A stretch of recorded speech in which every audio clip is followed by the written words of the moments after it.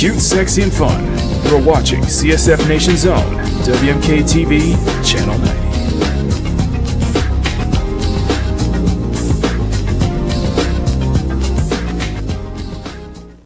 Good morning, CSF Nation. I hope you all had a wonderful, wonderful Valentine's Day weekend. I know I did. I got to spend it with you-know-who, of course. He is watching the show right now. But at least you didn't have so much rain dumped on you like what happened to us last week. So it is a much more... Well, we'll have to find out in this week's 7-day forecast.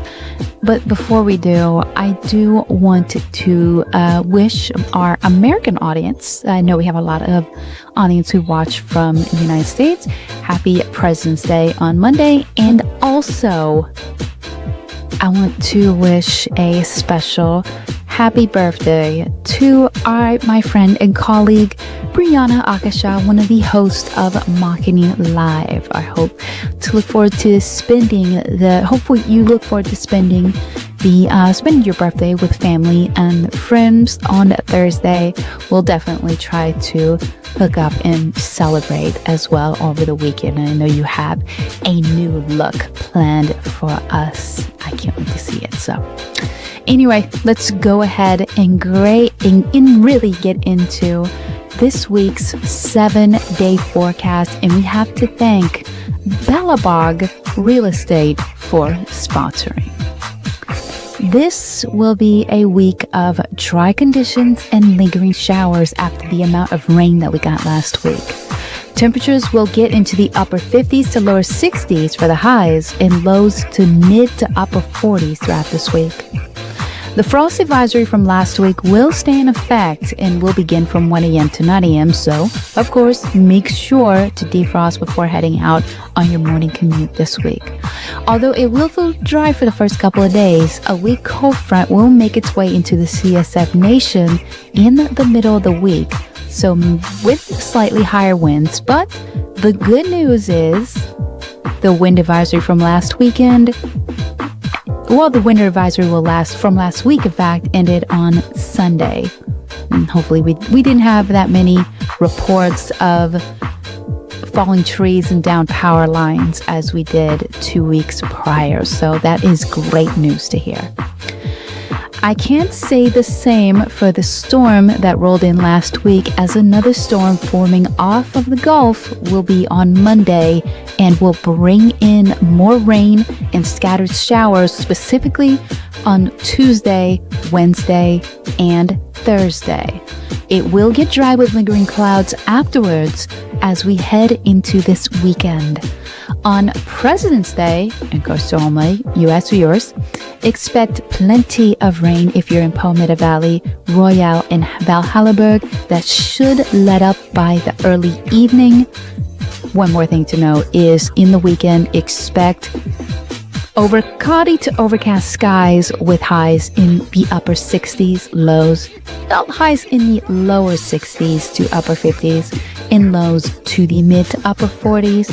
Possible chance of light rain returning starting next week. And that concludes this week's 7-day forecast, sponsored by Bellabog Real Estate, a new player in the industrial sector as well, with heavy machinery and construction. And most reliable, let me say that one more time. And that concludes this week. Let me say that again. Oh my God. And that concludes this week's 7-day forecast, sponsored by Bellabog Real Estate. The most reliable real estate for over 20 years, and even breaking into the industrial sector with heavy machinery and construction services as well. Build your home, build your business, build your dreams with Bellabog Real Estate. I am Maricel, teleproducer and weather girl for Makini in the Morning, And I wish all of you a wonderful rest of your day. Stay safe out there. Until next time, now it is time for Makini in the morning. Ciao!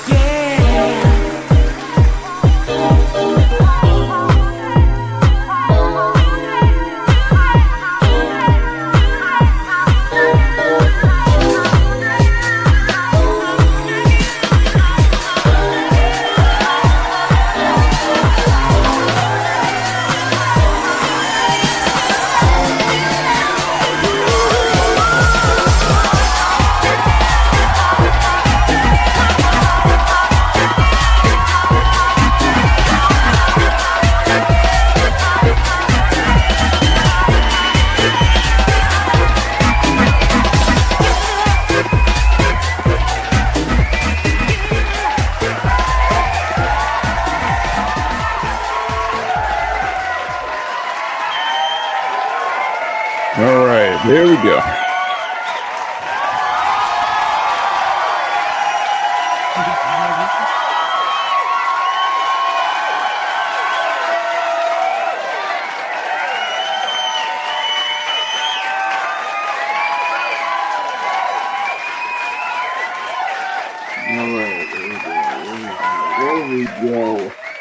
There we go. All right. Yeah, no, check it. All right.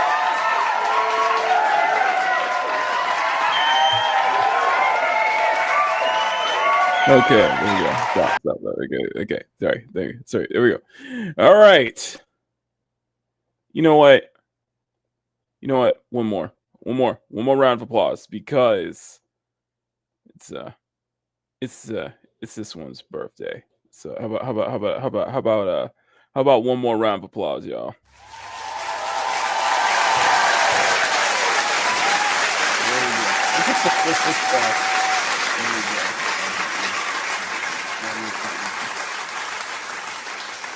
All right.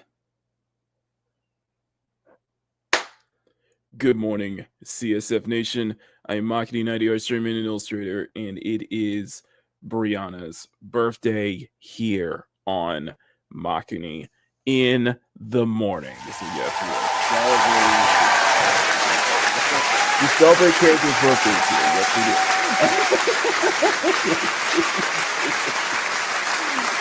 It kind of sucks though. The only thing it kind of sucks though because I didn't have. It feels like I didn't put enough. I didn't get enough time.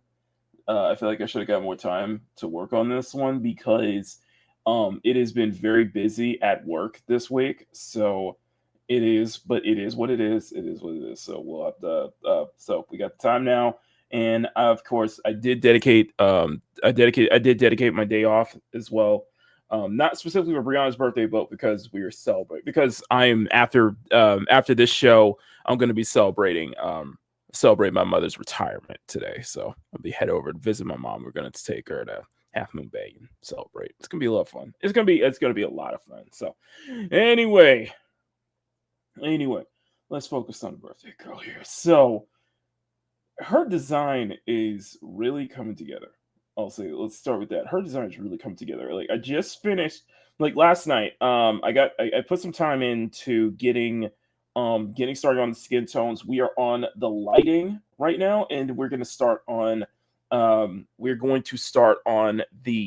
highlights for today. The highlights for today as well. The highlights let's get the skin tones done. Let's get the hair done, and let's see if we can get the clothing done. So we're gonna try to see if we can get 3 places. Try to get three spots today. Okay. So, and by the way, I did put a poll up asking you guys what if you guys would like for me to react to the Mark Dar video that came out yesterday. Mardar, who is a former developer at, of course, BioWare, scolding gamers and customers again. And it looks like it is a 3-way tie between yes, no, and save it for Sunday. Hey. So, save for Sunday. Now, speaking of video concerns, my next video, in fact, is the Greg Miller one, and I'm aiming to get that out hopefully tomorrow. I'm going to get that out. I'm going to try to get that video out tomorrow. So stay tuned for that one. Maybe if I have some time, I'm almost done with the video. I need to add the Kiki's commentary. I need to add Kiki's speech bubbles there, and then we should be good to go with the video. So I will. So hopefully I'm aiming for tomorrow. I'm aiming to get that video out tomorrow. So, but you guys will be first notified. So make sure to ring that bell for notifications when that happens. But in the meantime, we got 13 people watching here. So to celebrate, thank you guys so much. Do me a solid and smack that like button, make it jiggle. Smack that subscribe button and make it jiggle as well. Oh my goodness, the votes are, it's a 4-way tie now. It's a 4-way tie. Oh my goodness. It is a 4-way tie. If it turns out, I'll put the poll up for another. I'll have the poll up for another, let's say another hour, maybe an hour and a half. And whatever happens there, and then I'll close the poll within an hour and a half.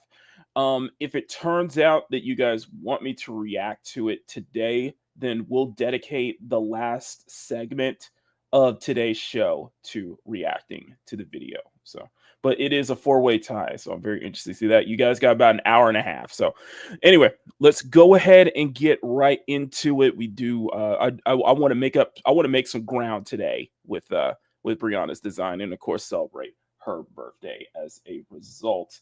So I'm happy to see a lot of people now know she has a good fan base. She has a really good, really solid fan base too. So has a really solid fan base. So let's go ahead and let me go ahead and turn on terms will have to suffice. Not turn on video. Sorry, I'm still on video. But here I'll post I'll see if I can get a couple of videos together on during the breaks, during our 5 and 15 minute break.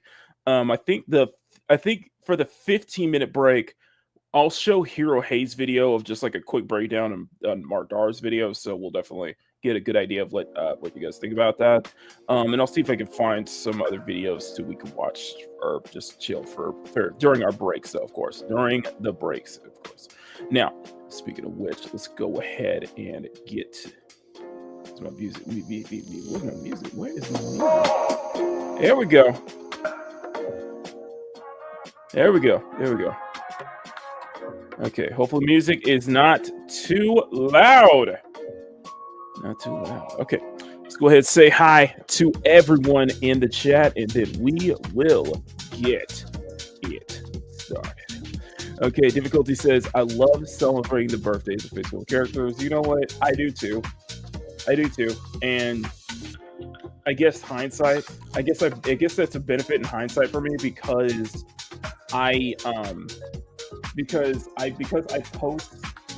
everything I draw, like I upload everything I draw to Google Photos, and I've been doing it for like 10 years at this point. It gives me the exact date of when I uploaded the drawing or when I finished the drawing. So that's how I knew that Bree's birthday was February 21st, because that was That was the date of the first drawing that I did up back in 2022. So today is Brianna's birthday, so I like celebrating that.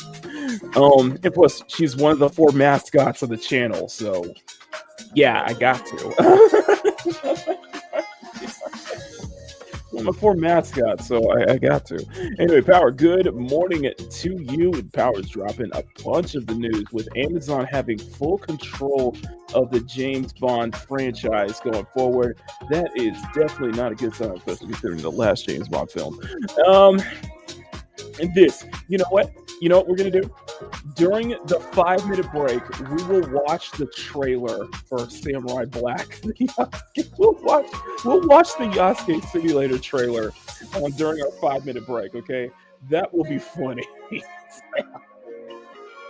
It's been shared around. I saw Smash did a video on it. Kata put a video out, and it is it looks hilarious. So so during our 5-minute break, we will watch the Yasuke trailer, and I'll put a link to it.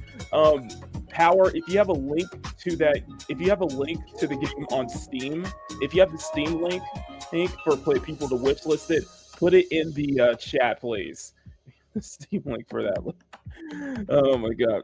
I did see that with the GameStop whole thing. I did see with the whole thing with GameStop selling off in Canada and France, and it's basically Canadian GameStop basically going scorched earth on the way out. So that's pretty very, very interesting. Penny, good morning to you. Music is of course in the background. Music is of course running so you can jam as you are spending the morning with us. So I got your music right here. Penny. So thank you for being here. And then we get some Squeenix. That's it. Thank you, Power. Thank you so much, Power. All right, so Steam link. So wish list. So if you want to wish list the game right now, it is right in the link down below. Okay, so Square Enix, Squeenix got some profit declines, basically. Not surprising. They seem to be more pivoting towards PC releases as a result. It seemed to be pivoting towards PC releases moving forward, which is a good, smart business move. Final Fantasy VII Rebirth is doing very well on PC right now, and especially I've been some of the people I've been following on Twitter, such as Manga Lawyer and Pirate Nation, have been posting nothing but mods on like Tifa and such for Rebirth. It is the modding scene for Rebirth is popping off big time, and it's definitely contributing to the success of the game's PC. So there you go, baby. There you go. So if people are excited for the PC release of Rebirth, by the way. Okay. Yeah, but it is so far. It is not fiscal year. Not too strong. Not too strong at all. Yeah, weakness in titles, royalty revenue, fiscal year, such like that. Of course, don't forget the Dragon Quest censorship debacle too. That might hurt the dent in a little bit there. Brave Exodus, Dragon Quest, Tactical Path, Octopath Traveler, Octopath Champions. Yep. Ever Crisis. Now, keep that in mind. Like, so, Power brings up a good thing. That they've dropped, like, a lot of their mobile titles, they end up dropping. Like Square Enix ends up dropping a lot of has a lot of mobile titles that shut down early, such as Final Fantasy VII spin-offs and such like that too.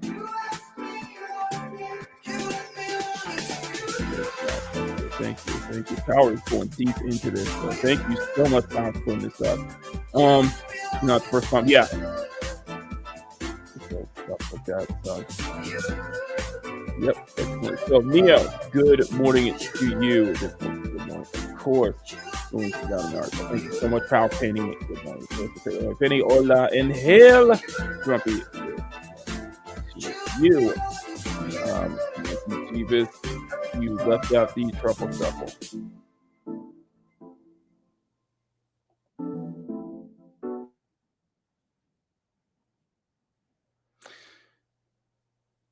Yeah. Engage. Doesn't that make you gay? Anyway.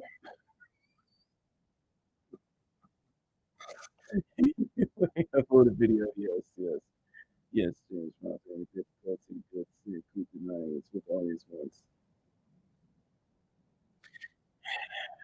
I'm gonna play that again, okay? I don't even. Okay, and I think I saw another person in here.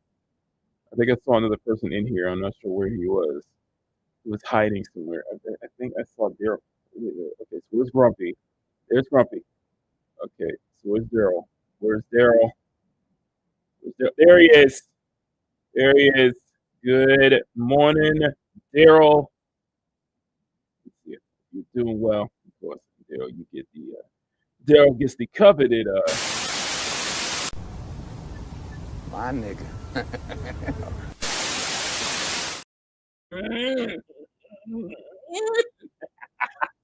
Good morning, Daryl.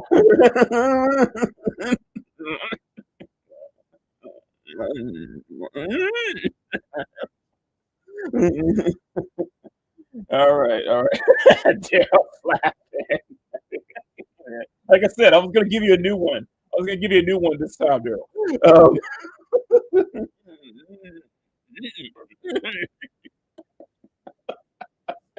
Okay, fine.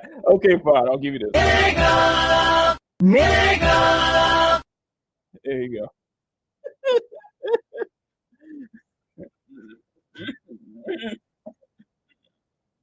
Okay. All right. Let's have some fun today. Let us have some fun today. Okay, so let me set up the clock and then we will get started on. I think we are ready to start on the lighting portion or some. Well, I still got to add some soft touches to the lighting. But I think we are just about ready to start on the highlights. So, without further ado, okay.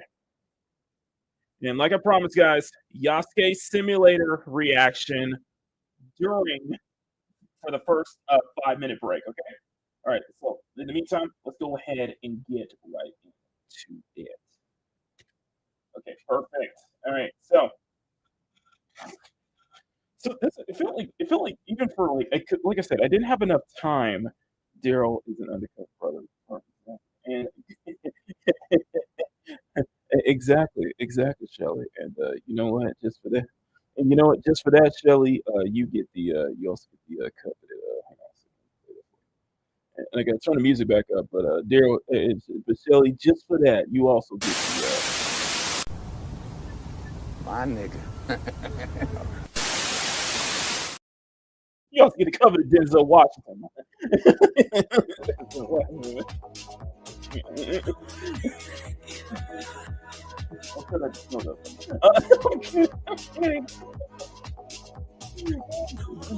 All right.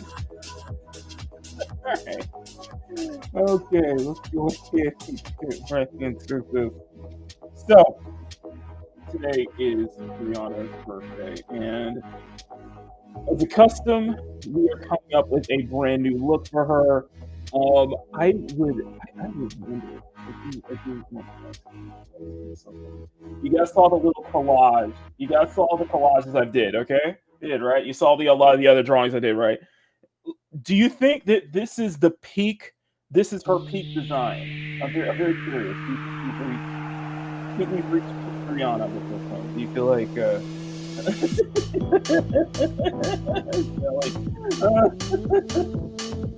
do you think we've reached peak Brianna on this one? Awesome. Let me know. Let me know if you guys think we've reached. If this is probably one of Brianna's peak design at this point. Good morning, Ray. Oh, okay. No, I think this is I think this might be probably the one that I put probably more time on than I did. I think this is probably one that I think it was worth putting the extra kind of thought into because it just seemed kind of everything just a lot of it seemed to really do gel well together with her look and stuff like that. And I think it really does. I really do think that it really is definitely much more. This is definitely a much more like elegant. This is definitely a much more elegant approach. But it also feels like a. It really does feel. It also does feel like a really good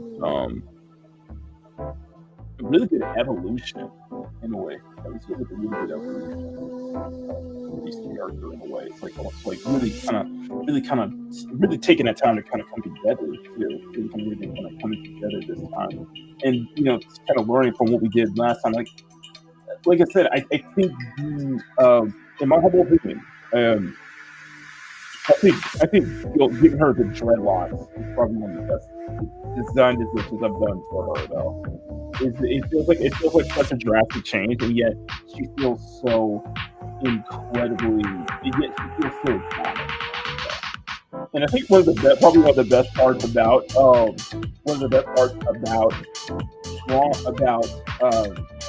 this week. I think one of the first parts about this week is how Emerald and Fluffy really got me into explaining Bree's backstory.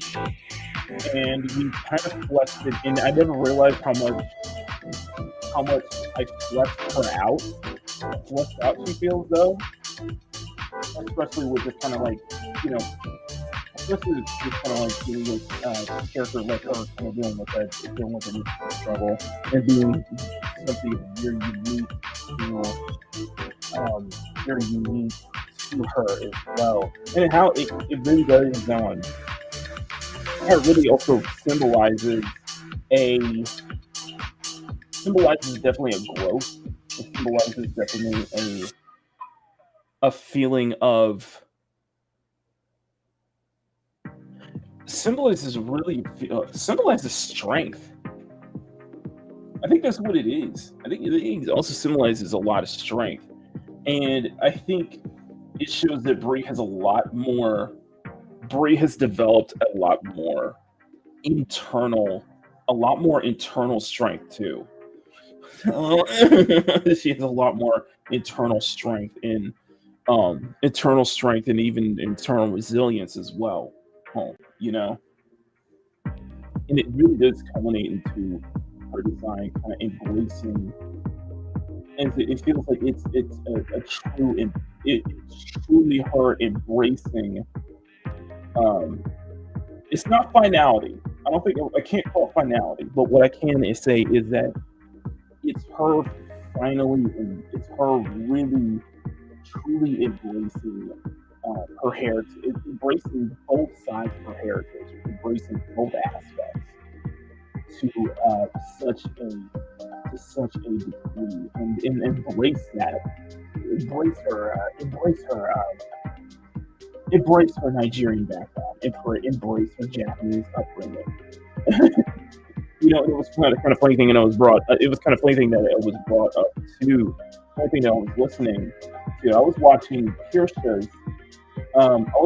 clip from Kirsha's stream yesterday at work. She was bringing up that like Bree, because Bree is unique, is like Bree would technically be Japanese actually, because she has a Japanese mother, because she was born to a Japanese mother and a Nigerian father though. So off the bat, even though off the bat, that would basically count as citizenship. You would get citizenship for that. It would still be a lot of prejudice, because the prejudice would still be there, because there would be this long debate if she and her entire family count. is traditional. It's really loud. So I thought it was a fun. That was a really fun brainstorming. That was a really fun like brainstorming session we thought about, and I think it was just like opened up a lot of ways for me to I think it opened up a lot of ways for me to like incorporate Bree's Bree's background a little bit more in Bree's background a little bit more in with Maki Live and stuff like that. It's always been this was really fun. This has been really fun, and because she has seen so much stuff.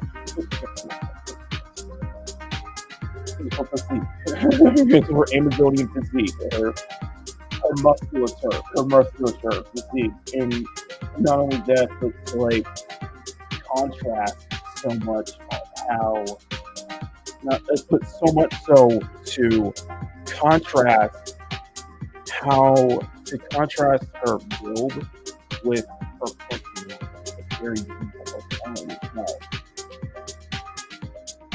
It's a very soft personality, so it's this really is a good case of that. It's a really good case of that internal strength and resilience too, and like culminating to that, and into a look that really does embrace both parts of our heritage, and to such a great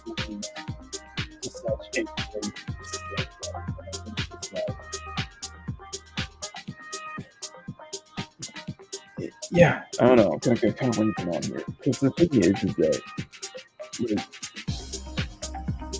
I do think Bree has that kind of like that power to steal the show from underneath the rug from everyone else because of her presence, though.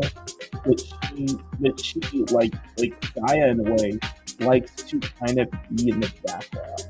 She likes to stay in the background. So she kind of she wants to kind of give the spotlight to everybody else. She likes to kind of like being that background player. But but even kind of like being in the background with the other girls, though, it's just that you can't deny her presence, because I really think that her presence can't be denied because of how unique she is, how exotic she is, though.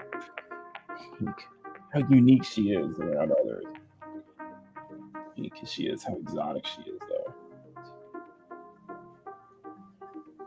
And the reason I did use the word exotic because, making it feel that way, And I see Drew in the chat. Drew, good morning. Drew, good to see you, my friend. Hope you are doing well, brother. I have not seen you in quite a while. And Sean, good morning to you, Sean. I'm referring to Mark Dara, who was the former developer at Blizzard, former Blizzard developer, and he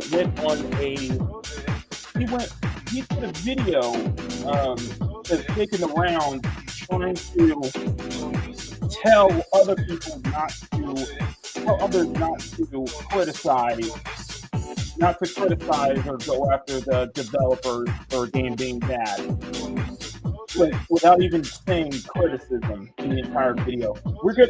In the 5-minute break, I'm going to show the Yasuo simulator, but I'm going to show a little bit of the way that. Oh, it is. Oh, I'm sorry about that. Okay, 1 second. I'm going to turn that down. Thank you. Okay, there we go. So, no, what we're gonna. So it's that whole thing. People are already making videos on it and stuff like that, and I wanted to ask you guys if this was something you guys wanted to do. Judging by the vote, you guys are saying most people are voting for me to turn this into my next my next video. Which okay, it's totally fine. I think I have plenty to say and have a lot to offer on the table. I think I probably have plenty to offer. My take probably has plenty to offer in terms of that because I've called out multiple developers before. I've called out many developers before. I've called out art directors. I've called out a lot of people. It's like, no, it's a bad product. A bad product is a bad product. You know, and yes, you have every right. If it's something you paid $70 for, then yes, you have every right to criticize. No, you should not be, threats and such like that, threats and harassment. No, you don't condone that, especially here. However, the way Mark construes it as Mark construes criticism as just that. And the fact of the matter is because also in his own video, he's reacting to his own comments, and it just shows how kind of disingenuous he is because one person brought up that are you willing to call out your own when they do stuff like this and they're not willing to? And it's like, okay, so you're just dishonest. Okay. I might react to the PC Gamer article that another YouTuber is doing because they might claim if I do a direct reaction. They're saying if I might do a direct reaction to Mark Dart's video, that might end up getting claimed. So we'll see. I'll see what I can do. But oh, thank you, Drew. Yeah, I mean, it's doing well. I feel like I kind of found a new calling. Oh my god. I might as well say you might as well do a blind reaction. I would definitely, Sean. I would definitely react to the video. I would definitely react. I would like maybe if you could maybe react. Maybe I would like to hear Dan's reaction too. Because I'm hearing a lot of great responses too. So yeah, looks like it's leaning. We have 60 votes, and it looks like it's leaning towards the save it for the next video. So you guys got about another hour. So I mean, it's really going to be a good decision, but it's great to hear. Thank you guys. Okay, I think we are done because we got about 10 minutes. So I think we're done with lighting. Done with the general lighting, so now we can do the highlights. Yeah, we're done with the general lighting, so we can start on the highlights. On the highlights. So for highlight, we're going to set this to. I think it's the color dodge. Yeah, I think about set the color dodge. Color dodge, and we'll do 60. Yeah, we'll set the color dodge, so it's set to 60, and then we'll just go ahead and start on making the highlights, like when lighting and such like that. So we'll start with the notes first. And use a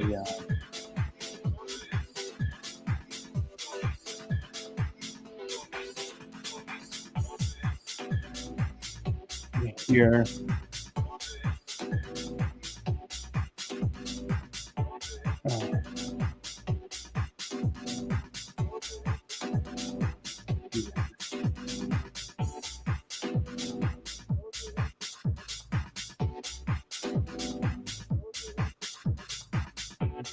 Here, nice lips. Those nice lips. This thing shit. Anyway, along with the hips. Anyway.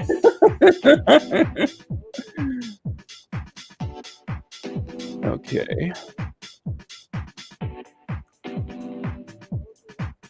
Okay, and we're gonna add little highlights here and there as well. So let's do.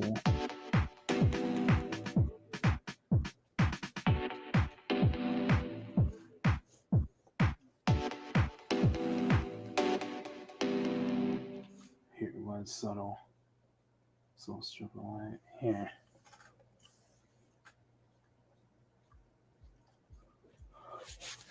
Subtle strip of light here.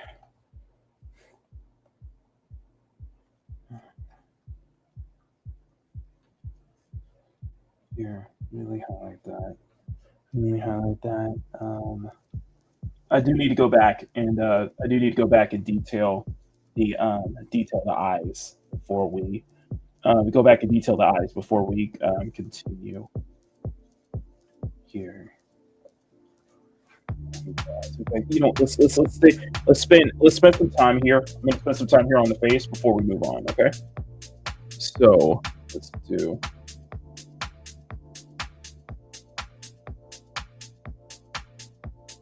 Yeah, it does look so. Yeah, that was my fault because I forgot, and I just like jumped straight to the face. Like when I finished the face, I went straight into the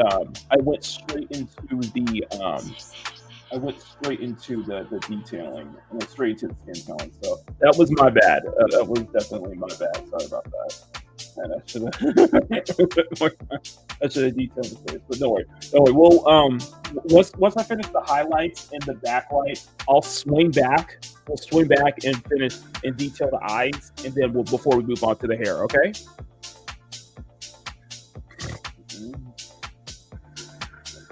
Like I said, rendering. Like when it gets to the rendering, it is my favorite part of any drawing. It's going to get right into the rendering. So let's start rendering. Always fun. So, and we'll just set a little details. Like I'm working between brushes as well. There's really depth. Adds some really good depth to the skin. And okay, now let's look at the top itself.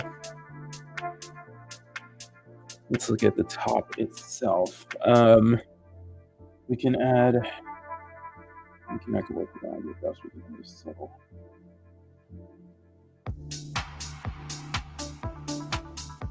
That's a highlight here.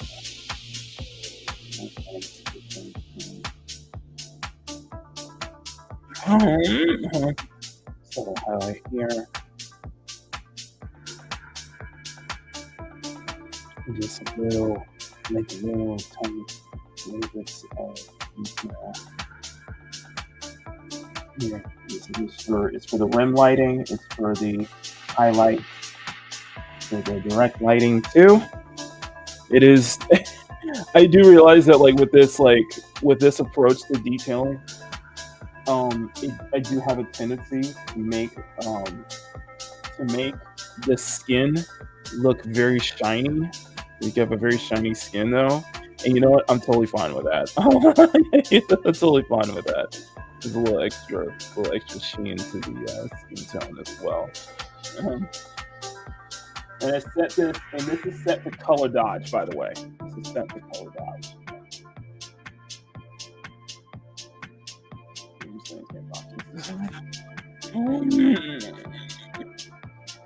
You guys seem to like it really doesn't bother. You guys are not bothered by that. You guys seem to really like the shiny skin anyway. You guys seem to really like the shiny skin anyway.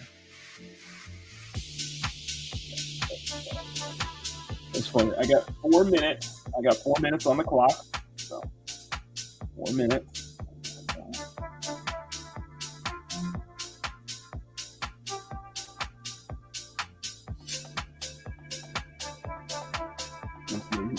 A lot of time detailing skin tones too. I love detailing skin tones. It's always fun. It's fun, especially once you get into the highlights. It's subtle. It's like a lot of it is just. I gotta say, I don't know if it's me anything, but this face. I don't know. I don't know if it's me getting used to you drawing faces like this, but this face looks decent so far. I haven't detailed the eyes yet, so give it time. I haven't detailed the eyes yet. I am it's that difficulty. I went straight into the skin tones, but I forgot to get the eyes. Done. So once I finish up the skin tone, we'll swing right back and detail the eyes. So that was, like I said, that was on me. That one's on me. My bad. So. And it's just a lot of it is just like subtle A lot of it's just like subtle, like light touches, subtle, like light brushes and such like that.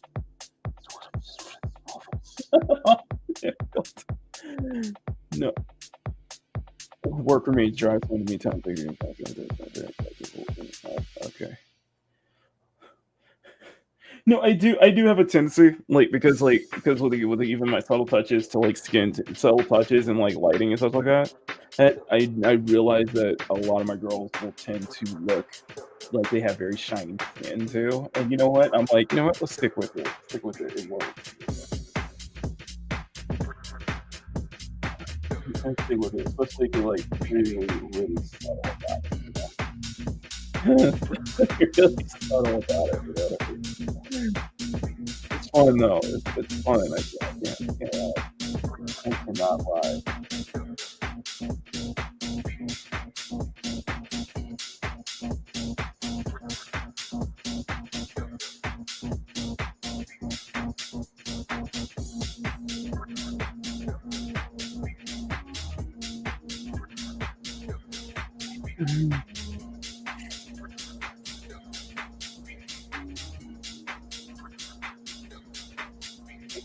Yeah. And like I said, just like little touches though.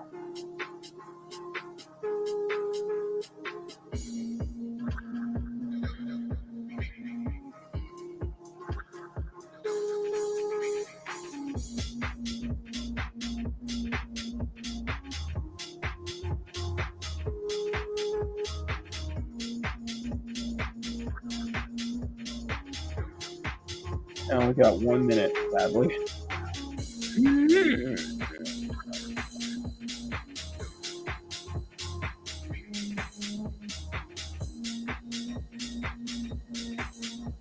Taking my time with it too.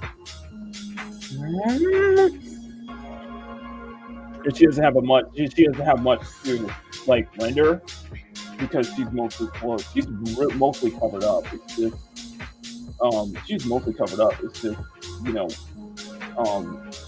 really it's a lot. It's very form fitting. It's just that her suit is very form fitting.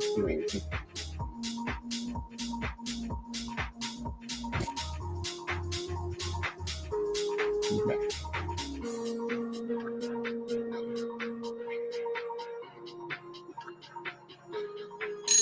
All right, there we go. Okay, time's up. All right. Okay. So, yeah. Okay. So, 5-minute trailer. Okay. So, let me see. So, in the next 25. We're going to. Yes. Okay. So, in the next 25 minutes, we'll finish up the hair. We'll finish up the skin tone. We'll finish up the skin tone, and then we'll start on the hair, and that includes going back, swinging back, and doing the face. Okay. So, let me know how Bree's skin tones are. Let me know how Briannah's skin tones are. Let me know, guys. I like it.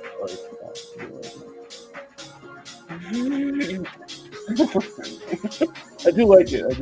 It's definitely coming together.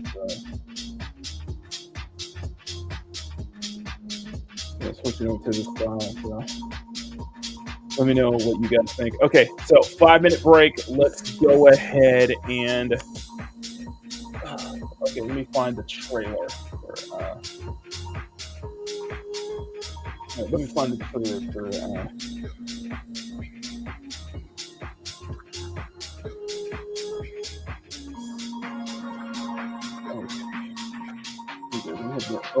Here. Oh my god. Okay, so here's the trailer for Yasuke Simulator. By the way, Power, thank you for putting the if you guys scroll back up, you should see the Steam store page for Yasuke Simulator. So go ahead and check that out, wish list it if you're interested. So, but here's the trailer. I am Oda Nobunaga. I am Daimyo. You shall be my samurai, Yasuke. You will help me unify Japan. Go now to the streets. Fight your way up to Takatenjin Castle, controlled by the Takeda clan. Hold enough.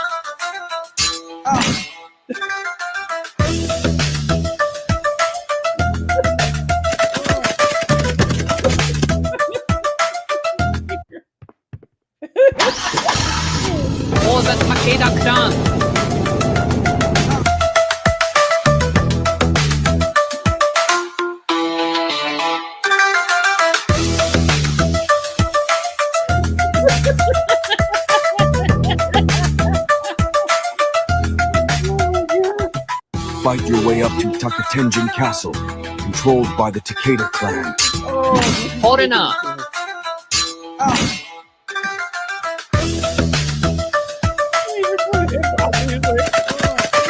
Oh, this is a parody. Yeah, this is a parody. They're just taking a piss out of it. For the Takeda clan.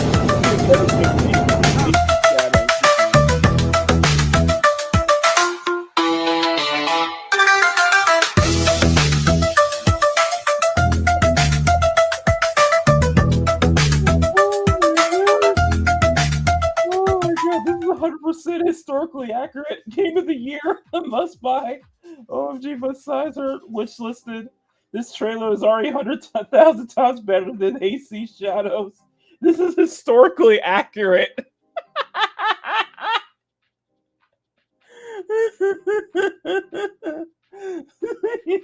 Two samurais, black as night. Their hearts burn bright, fierce in the night, with sword in one hand, love in their soul. Together they conquer, make each other whole.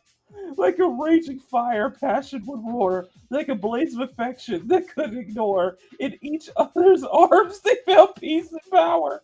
A love so fierce it bloomed like a flower. Through the battles they stood side by side, their spirits unbroken, hearts open wide. The warriors and the lovers as one, a fierce that would never be undone.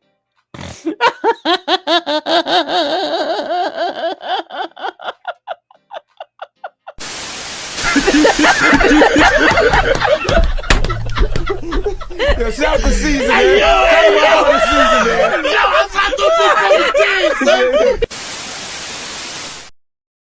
This is AAA gaming. Oh, I gotta like that one. Oh, this is AAA gaming. Please tell us this is coming to Xbox. Looks fire. Oh my god. Yes, I'll put the link again. But Yasuke Simulator is on. It comes out on March 12th. Oh, it comes out on the same day as AC Shadows. It comes out on the same day as AC Shadows. Oh god.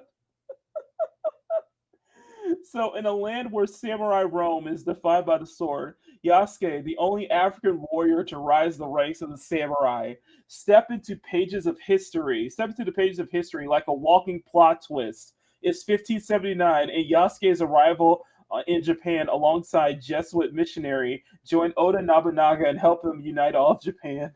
Features you play as Yasuke, embrace your unique heritage as you navigate feudal Japan and fight for survival and dignity. Mastic epic samurai combat, unleash your inner warrior, find secret gear across the map, and historically accuracy. The Yasuke Simulator team has done its research and went above and beyond to prove that it's totally historically accurate depiction of feudal Japan with Yasuke the samurai. Bruh. Bruh. Anyway. Yasuke Simulator. It is on Steam. You can wishlist it right now. Oh my god. That's nice. This is so funny. Oh, this is taking a piss. I love it. This is just taking a piss out. Oh, that's brilliant. Oh, this historically accurate developers. Historically accurate developers. I love that. Oh, I love that. Historically accurate developers. This is funny. This is funny. Bro, this is funny. Oh my god. I'm my sides. My sides. This is funny. Oh my god. Yeah, Smash put a video out on this one too.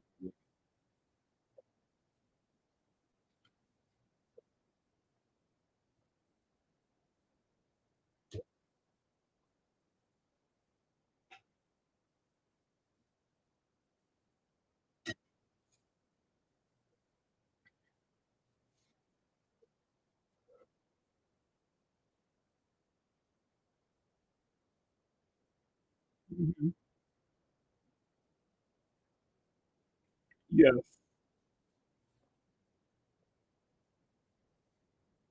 That's funny. That's funny.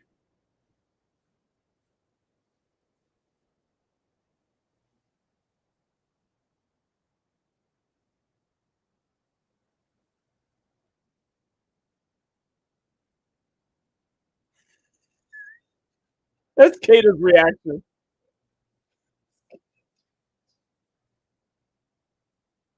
Kata's dying right now. Oh my god, I'll put the link to Smash's video in the comments as well. That's funny. Oh, that's funny. You can wish list Yasuke Simulator on Steam right now. Yasuke Simulator. Maybe we should play it live at some point. Oh, oh my god, that's funny. Hey, big deal. Good morning. Okay. All right, let's go ahead and finish. Let's go ahead and finish up the skin tones, and let's go ahead and finish up the skin tones and hair in this next 25-minute session. Okay. All right, let's go ahead. All right, that's good.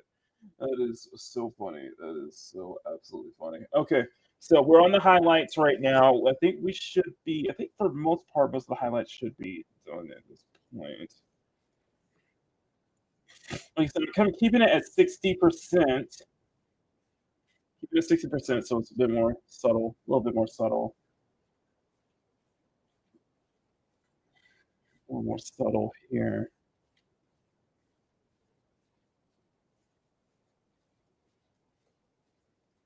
Here, okay.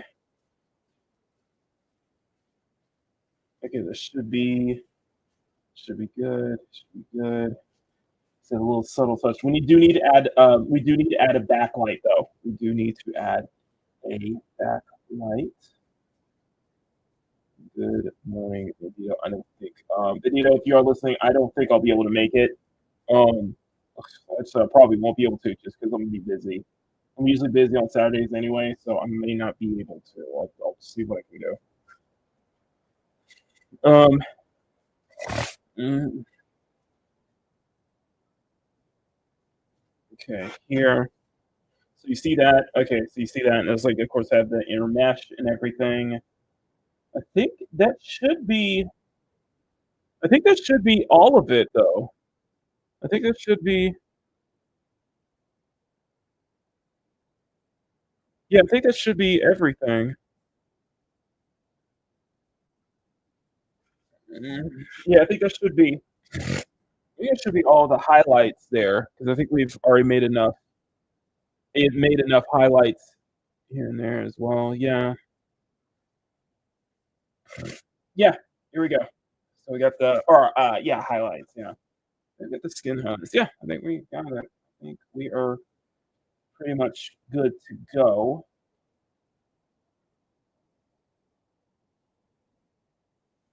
Yeah, I think we're pretty much good to go. Thank you. We'll send it right here. I love doing this. I love doing this. This is the, yeah, I love doing it, making these little highlights and such like that. They're so much fun.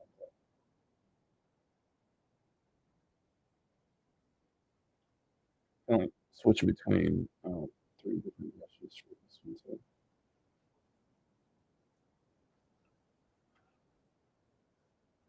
Okay, so we got it. So we got it. Okay. All right. Now we can do the backlighting. Okay, so backlighting, adding secondary colors as well. And we're going to set the backlight to 60.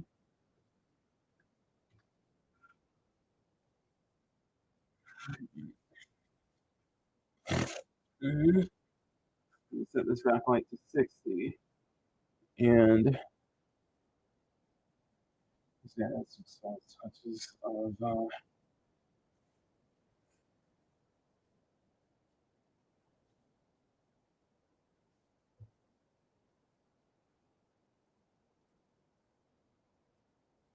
something here.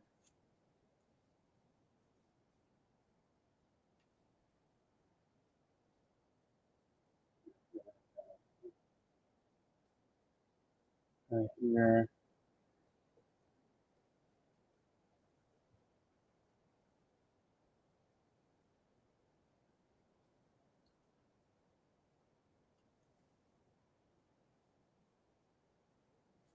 Some subtle backlights here.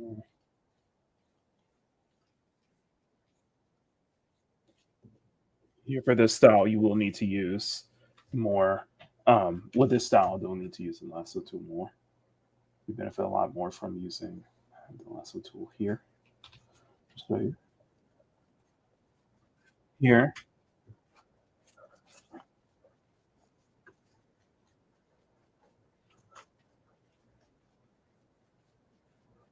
okay,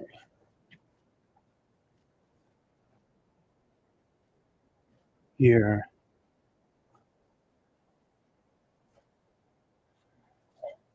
here,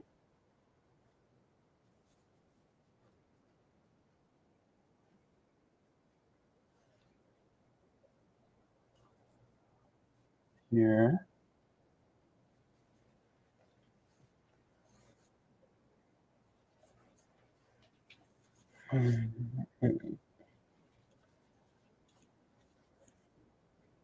here.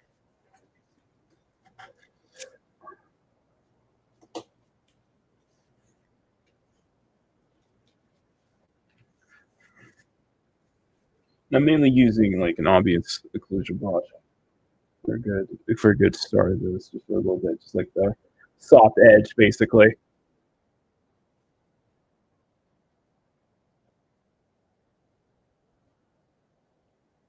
Here,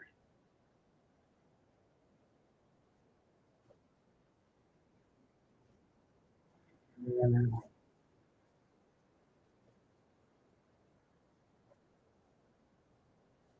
here. You definitely like, you're definitely like sculpting it. You're definitely sculpting it.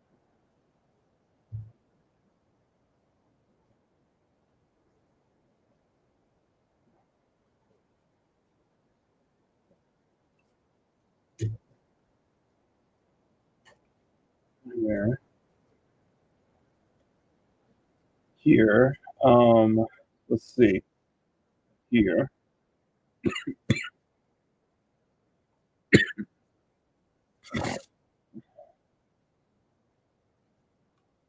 here.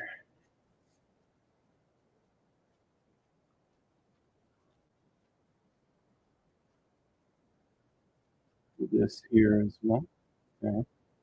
Should be. I think this should be enough for the backlighting. I think this should be enough for the backlighting. In terms of the skin tones, though, I think it should be enough.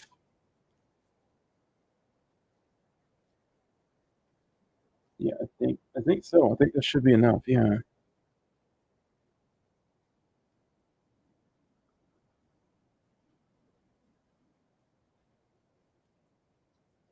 Yeah. So I probably want to swing back though. I probably want to swing back. I want to go back. I want to go back to the highlights, and I think we can add some more subtle. Um, cool. So I tell now, almost. I want to add some more subtle. I want to add some more subtle highlights here. No, I was looking at something right now, and I'm like, huh. I wonder if I can make use some of the highlights here to make some of the area look, some parts of her body still have a soft touch to it. You know.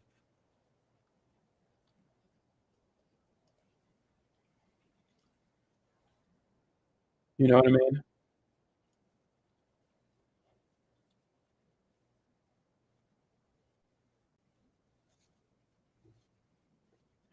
You just have some soft touches. You know what I mean? Like make it look more squishier. I guess you could say.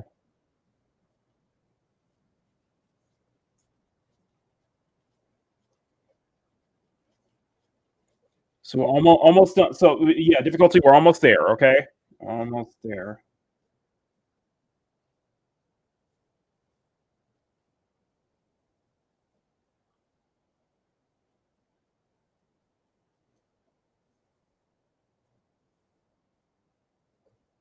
Okay.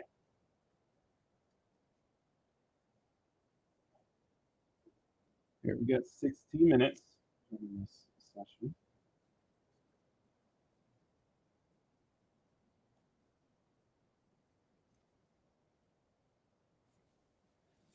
So let me see that. Let me see the heaviness of it. Yeah.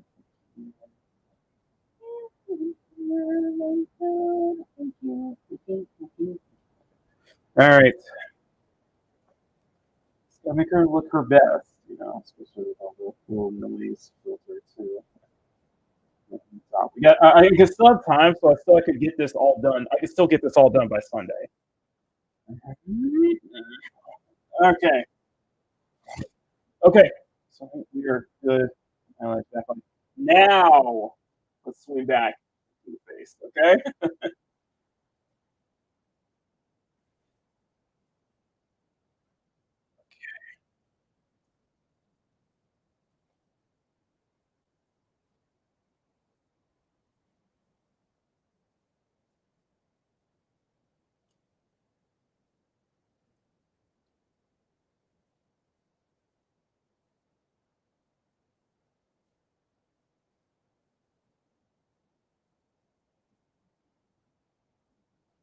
Okay.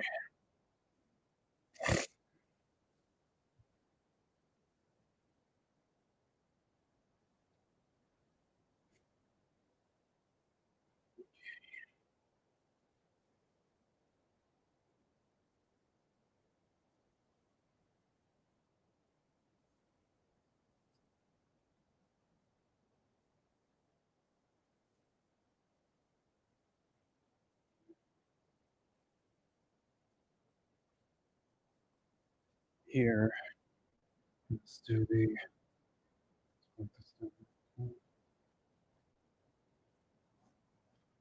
Here. So definitely simplified. Right here.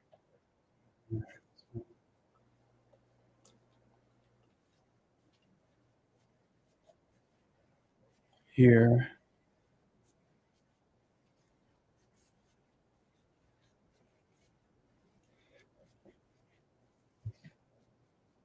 Okay.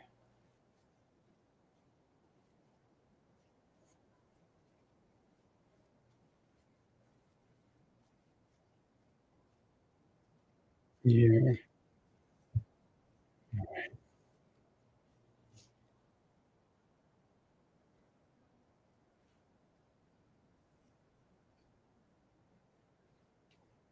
And here.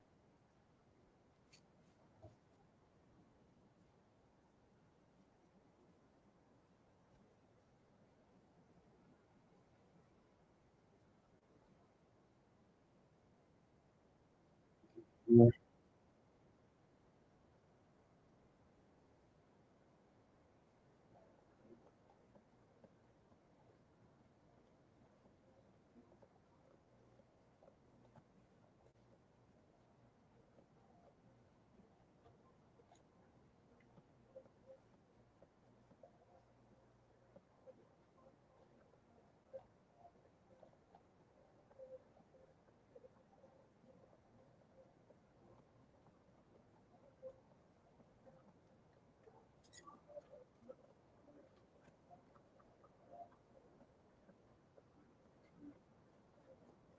Here.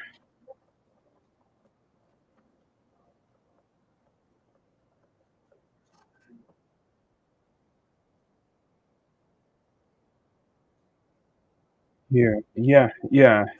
It's getting there. It's getting there. Sorry about that.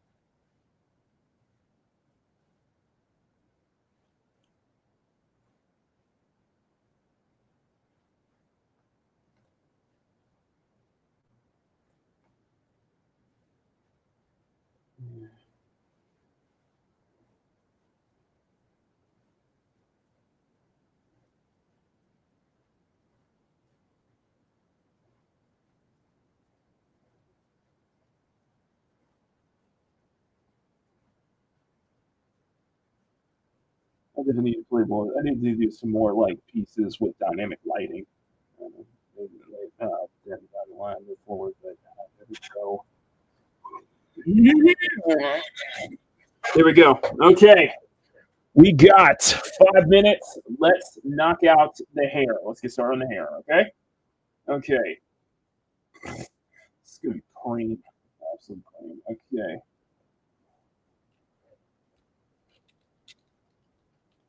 Okay. Rendering in details. Hair is just the hair is just gonna be like. So I'm not gonna say it's like gonna be like one solid color or anything. It's just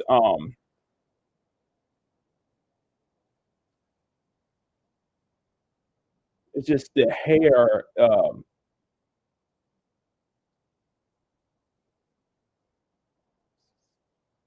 Okay. So it's just so we're gonna head because she has dreadlocks. So just because she has dreadlocks, so we're gonna focus on having work it like draw it like dreadlocks basically.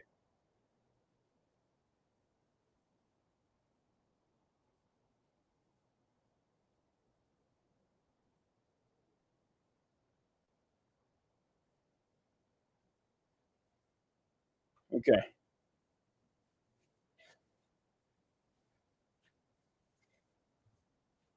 Okay. So let's start.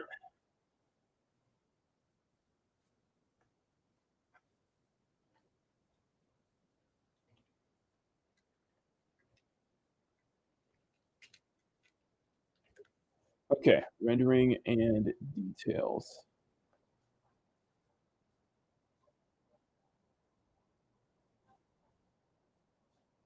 Okay.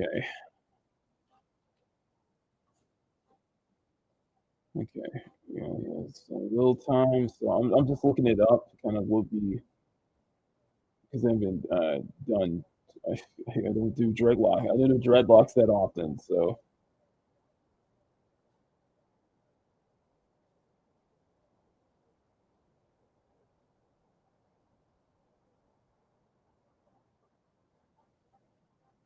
okay. White. So it looks like it's about the same. I guess you could say. With dreads are pretty much about the same way. Okay then.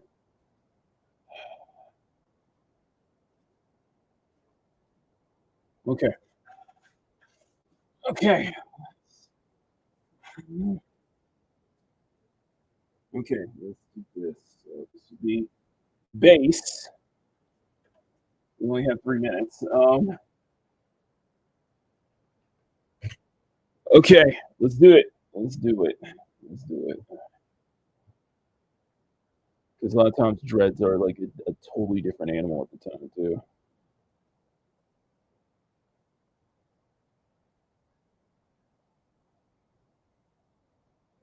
Okay.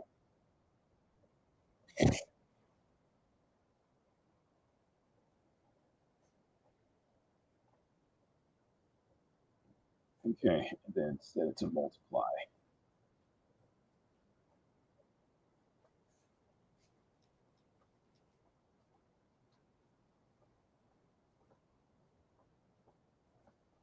I think that needs to be a little darker though.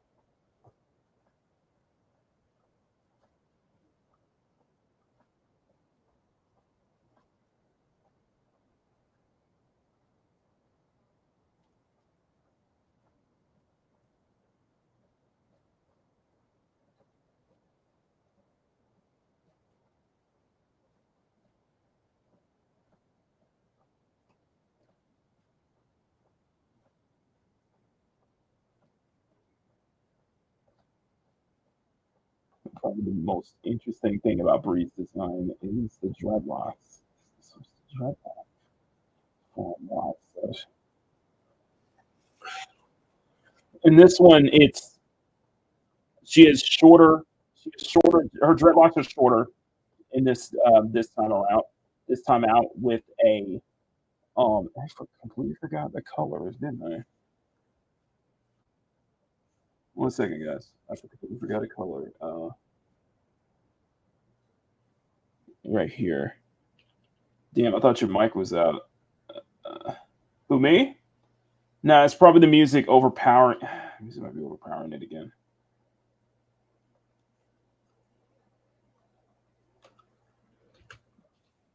Still expecting stream failures. Wait, what? Okay. Okay. Okay. Let me. Okay, then let me adjust the mic just a little bit. Then, okay. And I'm so for the session. Okay, so there's some benefit. There's definitely some benefit. We finished the hair. Well, okay, we did finish hair. I'm sorry. We finished the skin tone.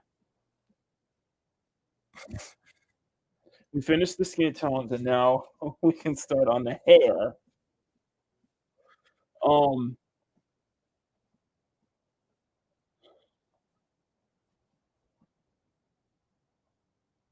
so we can oh,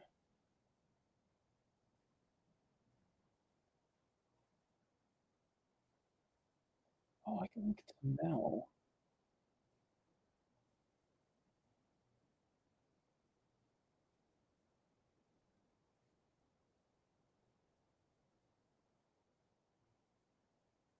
Yeah. I didn't even think about Mel from League of Legends. Okay. Okay. Long break time. So what I'm going to show you guys, and we're gonna go. I'm gonna go ahead and cut the. I'm gonna go ahead and I'm gonna have the poll go for another hour and a half. So, well, I think everybody voted. Okay. All right. So in the of last segment of the show today, I will dedicate to reacting to Mark Dara's video, since you guys voted to have it be today. Okay. So before we do that, though, 15-minute break. Before we do that, I'm gonna show you guys Hero Hayes video real quick. Yeah, I'm gonna show you Hero's video real quick because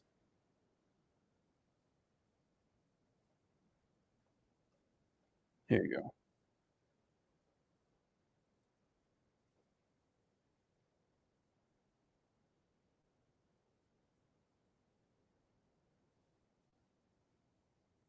Oh, one second, guys. Okay, so you guys said go for it and react to this video, basically. Okay,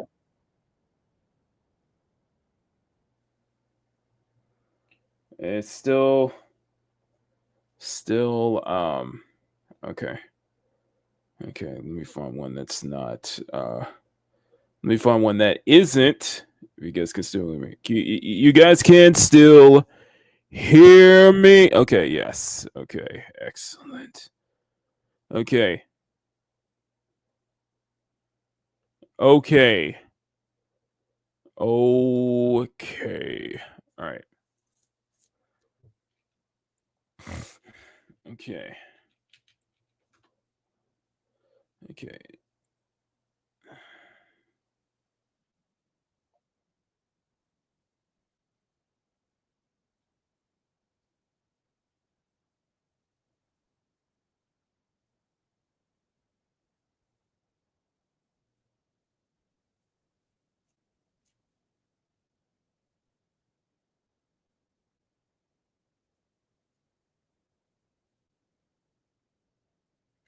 It always comes back to Veilguard. Some reason it always comes back to Veilguard. It always comes back to Veilguard.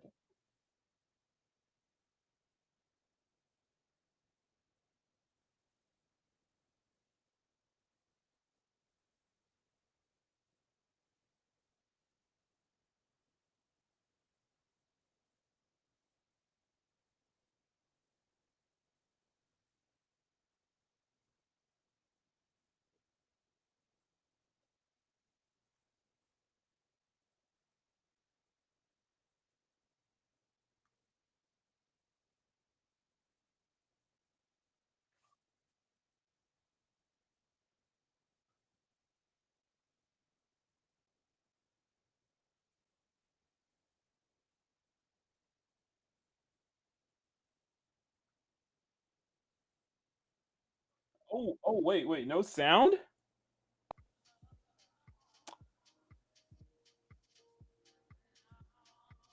I cannot believe I had no sound on. Okay. Sorry about that. So this super weird out of touch guy, Mark Dara, made a video complaining about gamers. Mark Dara, an ex-dev from BioWare. And what's even more hilarious is how he's getting all upset in the comments of that video, which we're definitely going to be taking a look at. He's like rage responding to people. It's great entertainment for us. First, a little more info on Mark Dara. So yeah, once again, this guy is an ex-dev for BioWare, although apparently he was brought back to do some consulting on Veilguard, some people are saying. If that's true, that's hilarious. What we do know, however, is that he was at the very least attempting to prop up and defend Veilguard. For example, Rock, Paper, Shotgun here as a headline. BioWare's Mark Dara thinks Veilguard's the first Dragon Age where the combat's actually fun. What I see in Veilguard is a game that finally bridges the gap. Oh, and you know what? Here's some more information on the whole Veilguard consulting thing. Games Radar had wrote, former Dragon Age boss now consulting on the Veilguard. No way. Says the RPG really is the best Dragon Age game that I've ever played. Yeah, so that's the sort of dude we're talking about. Subtext reading. Mark Dara has high praise for BioWare's latest. And apparently this dude is a BioWare veteran. How can this dude just like tarnish BioWare's legacy like this? Oh, it's the best Dragon Age game ever. It's so great. To BioWare's credit, they did used to make good games. The frick is this guy doing? Acting like, oh, Veilguard's the best DA game. Yeah. BioWare's better than ever. Dudes like this are just complete sellouts. Trying to sell out to the modern audience corpos out there and all that. Yeah, it's pathetic. So that takes us to the current news with this guy. PC Gamer making this tweet that says, BioWare veteran calls out the cruelty of fans celebrating layoffs, saying, you are crossing a line, and you're probably attacking the wrong person anyway. The source for this quote is, as mentioned, a video he made, which is on his channel, and we're going to take a look at a portion of that video. I've already watched the full thing twice myself, and I'm just going to summarize the great majority of the video, which is simply that the middle part of the video, he's essentially just making excuses for bad game devs. And the latter part of the video, he's essentially trying to dictate who gamers are allowed to criticize and who they're not allowed to criticize. Yeah, and there's also a prevalent recurring theme in his video, which is he doesn't actually use the word criticize. He doesn't want to admit that gamers have fair critiques for these corporations and these devs. No, instead he phrases it specifically as gamers attacking and complaining. And I don't think that's coincidence. I think there's one of two things going on here. Either he's intentionally phrasing it that way, or he's subconsciously phrasing it that way. Either thing leading to the conclusion that he clearly doesn't think gamers are really valid to criticize these corpos, and he's just trying to play cover for them. But yeah, that's not going well because gamers are seeing right through his nonsense and calling him out, which, as mentioned, he's getting upset about in his own comment section. All that said, now I'm going to play a portion of his video for you because while I could summarize this part too, it's just especially amusing what he says here, so enjoy. Did you read the title? Did it say something like your $70 doesn't buy you cruelty? Well, that's what we're going to talk about today. The fact that you bought a game that you didn't like doesn't give you the right to be cruel or unkind to the people that developed that game. Now, okay, so if you will, how about the people who did shell out $70 for a game that they were looking forward to and they ended up being disappointed? So they don't have a right to be cruel or unkind, which, let's be honest here, say the word criticize. So we're not allowed to criticize the developers if they give us a bad product that we paid our money for. Just say the word criticize.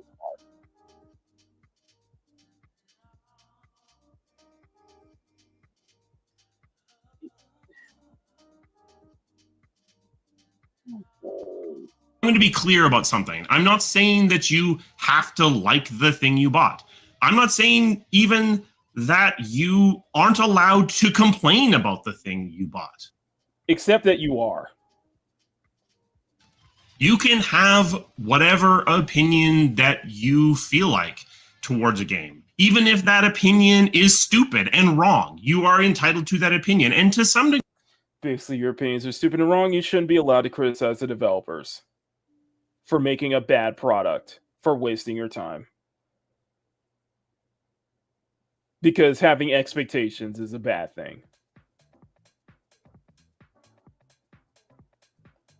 degree, you're entitled to express that opinion to the corporation, to the video game studio that created this game that you bought. You paid 70 of your own dollars for this. This is desperate shilling for corporations, trying to stem the bat for corporos, and also stem the bat for developers. Basically, developers are omitted from any form of valid criticism, despite the fact that we have numerous history of developers attacking the fans for one way or the other. Okay. This game, and it disappointed you, and you're angry about that. That is fine. You are entitled to be angry about it, and you're entitled to express that anger in certain channels. If you are mad at that Ubisoft game, be mad at Ubisoft. Express your anger to Ubisoft or to the studio that made the game. But you cross a line when you start being cruel about it. So why am I saying you don't get to be cruel because you spent $70? Let's walk through it. One, you shouldn't be cruel at all. What are you doing? It's a video game. You don't need to go out of your way to cause harm to other people because of a video game that you don't like. Okay, let's bring this up. First off, we don't condone harassment. We don't condone harassment. We don't go after, make it, personal. We don't condone all that stuff. Okay, that's blatantly obvious. But what you're construing actual criticism is that's what you're trying to construe actual criticism to, harassment and such like that. And that's where I draw the line.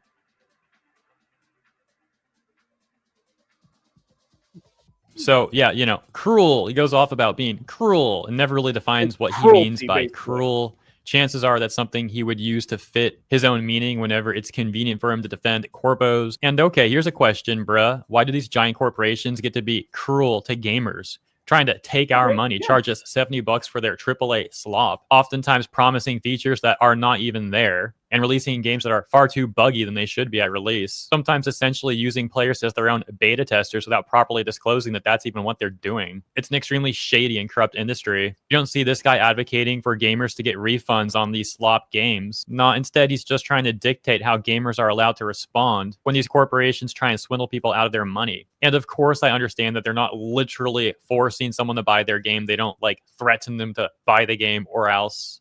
But as mentioned, a lot of the time these corporations are very dishonest in how they're presenting their game as if it's a complete product, when a lot of the time these AAA games really aren't. If you feel like you need to focus it down onto an actual human being, I mean, that's really sad. I'm sorry. That's very sad. And hopefully you can grow beyond that. But I will give you a couple of outlets. If you need to complain at a human being, I'm going to say you don't get to go lower than the first person in the credits. Yes, the complaining police over here. Oh, you don't get to do this. You're not allowed to complain about any developer lower than the first person in the credits.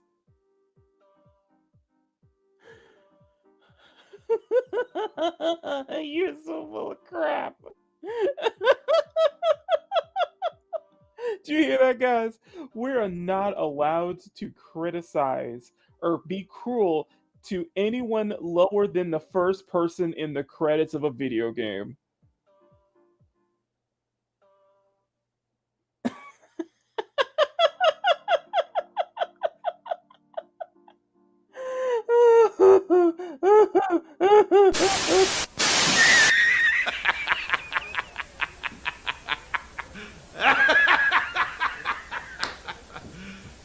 You serious? You can't be serious. Yes, you can only do that. And an important thing to take note of is how he's not providing any examples. What is he even no specifically examples talking about whatsoever. here? I don't generally see gamers going after specific people who worked on a game unless those people went out of their way to attack gamers first. For example, we have seen devs at certain companies, certain devs, literally making inflammatory statements that target gamers with hostility, in which case, obviously, the gamers that see that may very well respond to it and they're allowed to do that. Or in other circumstances, when we've seen devs, for example, some of the Veilguard devs who very obviously put in like self-insert slop into the game, which we also directly see negatively impacted the game. Yeah, people are allowed to criticize those choices and the people who made them. Just because you're a game dev doesn't mean you're free from criticism. And oh, you can't criticize me. You can only criticize the first name in the credits. Be a human being, have some empathy, and stop being cruel. Stop throwing a party because a bunch of people lost their jobs. Because you don't know the circumstances that resulted in the thing that you're mad at. People just hold on a second. So like you think. See, whenever I bring up, the layoffs and stuff like that, yes, I want the developers to get back on their feet no matter how bad they've been. Yes, I do. Do I celebrate it? No. I criticize it. Like the whole thing with Concord, I basically blame. Yes, everyone was to blame, including the developers. And I specifically said, especially in the Concord video, that when you have people like that moron calling everybody talentless freaks. You have freaking Amanda Kiefer saying, soon enough these weirdos won't have anything to buy, and then go out and then soon later complain about the fact that she won't have a job anymore. And I'm like, you get what you deserve.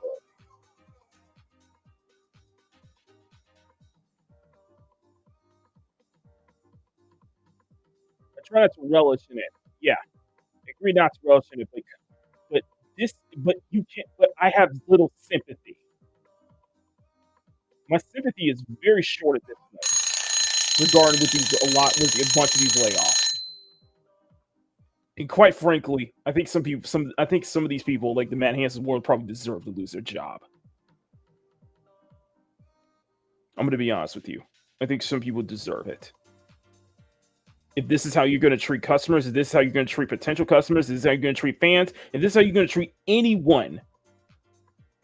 Because let's put it this way: why is gaming getting a free pass when this kind of behavior is not allowed in any other industry?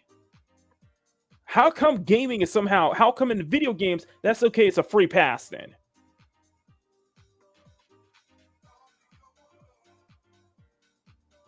I'll wait. I will wait. How come it's okay in gaming? But whenever it's any other industry, if you have a behavior, if you antagonize your customers like this, you're going to get fired.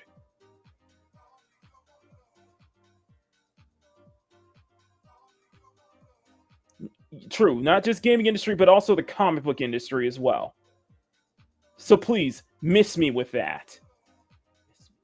Deserve some grace. People deserve some empathy from you. And if you can't provide that, then stay off the internet completely. Yeah, the lack of self-awareness with this guy, man, is pretty astonishing. Telling us to stay off the internet, that's what he should be doing, really. Like, he's just making terrible points and making himself look like a fool. And again, like I mentioned multiple times, it only gets worse in his own comment section. We're almost there, by the way. And there's two more points I'll bring up really quick. It shouldn't be surprising when people celebrate some of these companies going through layoffs after these companies have been very predatory towards gamers, and or they have people working at those companies that have made public statements showing hostility to gamers. Quite literally, you can argue that with these companies going through layoffs, the industry is actually healing. The final point is that it comes off really hollow when he's pretending to care about people that get laid off. He's unwilling to criticize the devs who are factually bringing these studios down, which very well may result in a game underperforming and then everyone getting laid off. And I'm using everyone a bit facetiously here, but a massive number of people. If he really didn't want layoffs to happen, then he shouldn't be upset when gamers find people responsible for dragging these games down and then criticizing the bad work that they do. That bad work can directly lead to the game underperforming and then, surprise, layoffs. But nah, instead he's ardently defending these people for some reason. Anyways, let me know what you think about that stuff. Now on to the comments.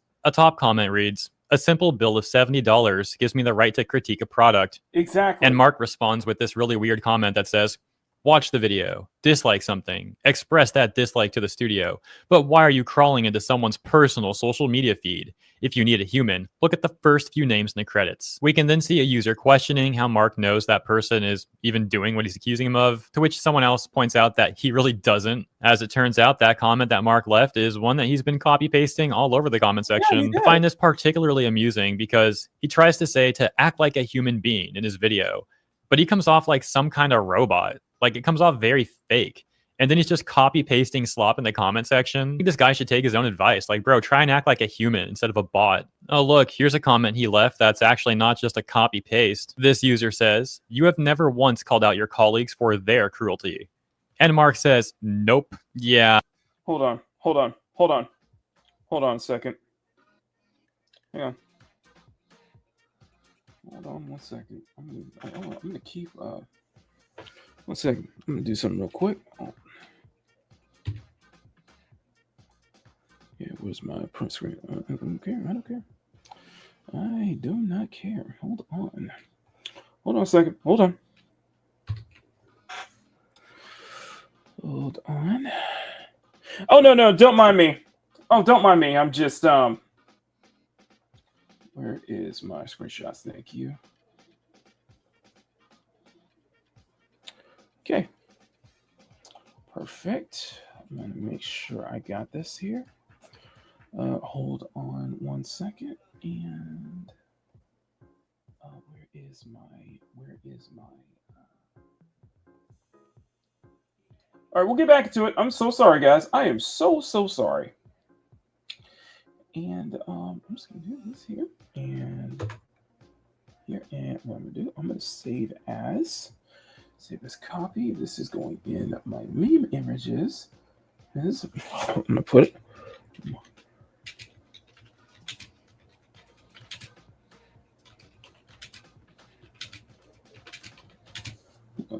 Developers, let's see, developers never call out their own. Okay, congratulations, Mark, if you're watching. This comment right here is officially going in the meme pile. I'm putting this into a meme. So, just remember. I just want everyone to make sure to remember this. Okay, remember this for prosperity. So anytime they want to run their mouth like this, just remember this. I'm just gonna put this is right on screen. Yep. So I am saving this for prosperity. So Mark DR, thank you for proving my freaking point. You don't even call out your own. So why should I take anything you say seriously? If you're not even willing to call out your own freaking colleagues for their cruelty.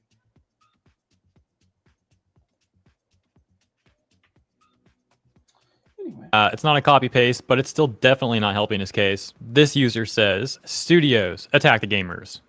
Very fake. And then he's just copy pasting slop in the comment section. I think this guy should take his own advice. Like, bro, try and act like a human instead of a bot. Oh, look, here's a comment he left that's actually not just a copy paste. This user says, you have never once called out your colleagues for their cruelty.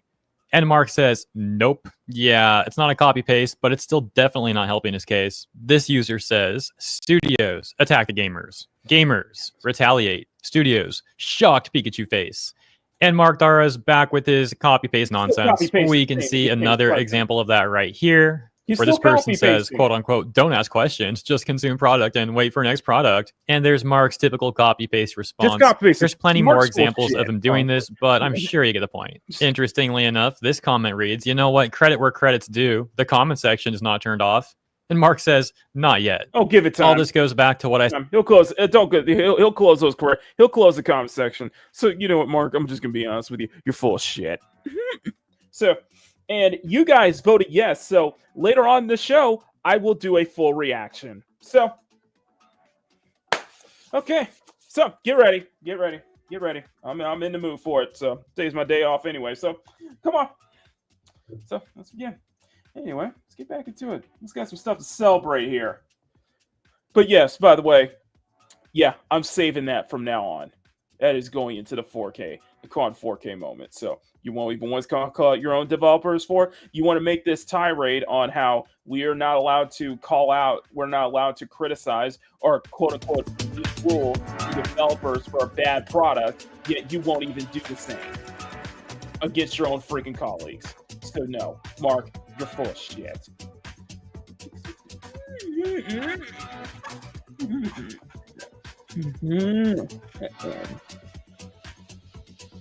Freaking weasel. Punk ass. All right. I might just turn this into a video, honestly. I just might make this into a video, honestly. I think.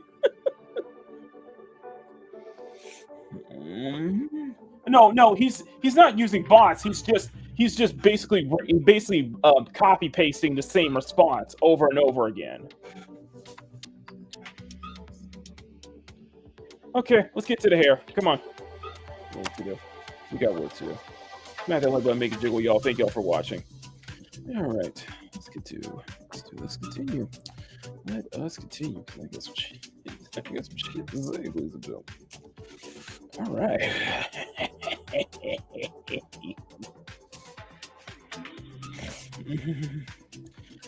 Ptolemy's, good to see you. Hope you are doing well. Please let us know. Would love to. Let us know where you're stationed at right now. Where you are at now. Now, if you're on the road or if you're at a rest stop, we'd love to hear from you. Ptolemy's, thank you for being here, sweetheart. Thank you. Anyway. It's still like a bot response, which is where I agree, Clarence. You're good morning, Clarence, by the way. No, I agree. No, Clarence, you're 100% right. It is like a bot response because you're not even obviously addressing the elephant in the room and the fact that we have a history of developers going after gamers or attacking first, developers basically shooting first. Community managers too. Don't forget that. I mean, there's a whole thing with Tales of the Shire. Tales of the Shire community manager or developers melting down over comments. They were hiding Vera Dark's comment, by the way,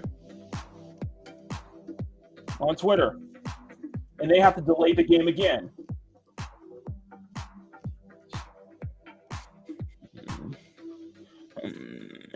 He's being particularly douchey. Oh yeah, this is a douche response. Okay. So I cannot believe that this game will not die somehow. It's still coping. They're still coping over the Veilguard's failure. This game was a failure, a badly written, badly produced failure. And yes, the developers have to be blamed. Corinne Bush has to be blamed. Seeing in Salt Lake City, Utah for 3. Oh, ow! Jeez. Stay warm there, Palmy. Damn. Look at Salt Lake City, Utah. Wow. Okay, then. Is it a conquer level failure? Feels like it, though. So don't worry. I'm gonna respond. Don't worry. I'm gonna respond. So you guys voted. We'll respond at the last segment of the show. I'm gonna respond to that video in full. So I might clip it. Make a video about it. I don't know. But if he ends up hiding the comments, it just proves that he's full of crap.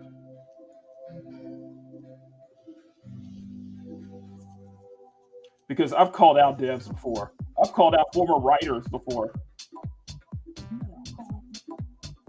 I've already made 3 videos, Pransky 2 to 3 videos on the Veilguard already. I've already called out the developers.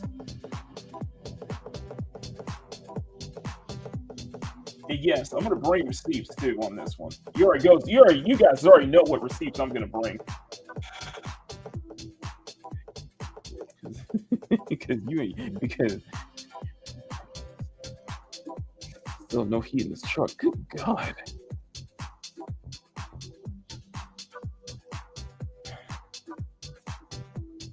I don't know what we can do to warm you up, but we'll do our best, the Palmies.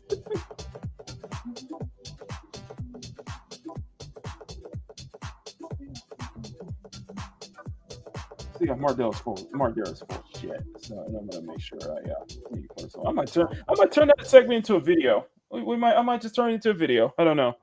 Huh. I don't know.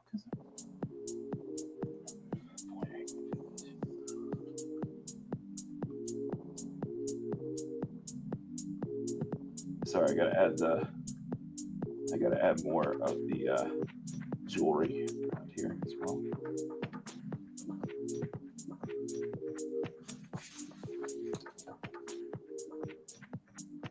Whew. And to be fair, I'd rather talk about this, and to be fair, I'd rather talk about this as oh yeah, look at where it is now. You're just as bad. There is just as bad. Just as bad, just as dishonest too.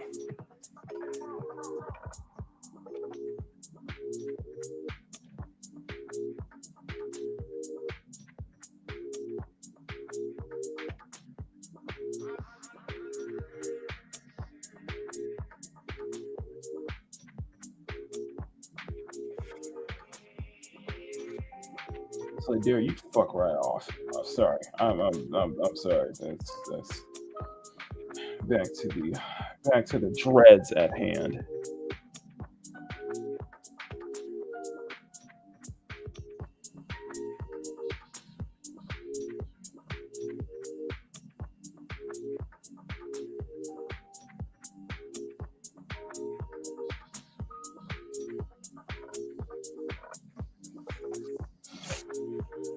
All right, so it's coming in next week. It's coming in later on the show. Full response later on the show. I got plenty to say about this.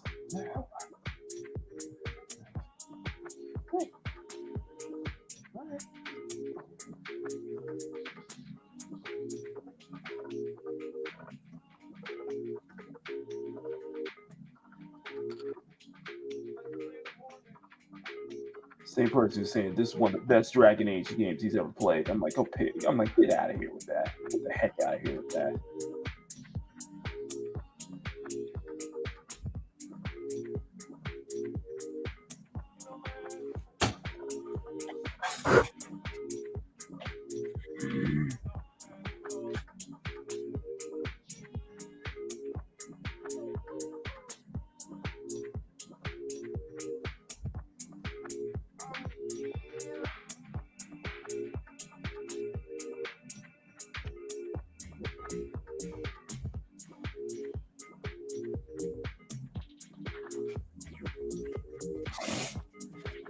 Didn't even notice the hair.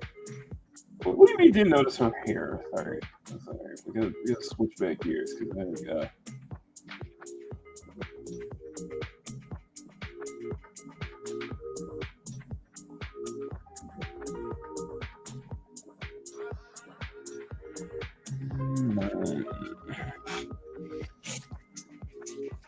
okay.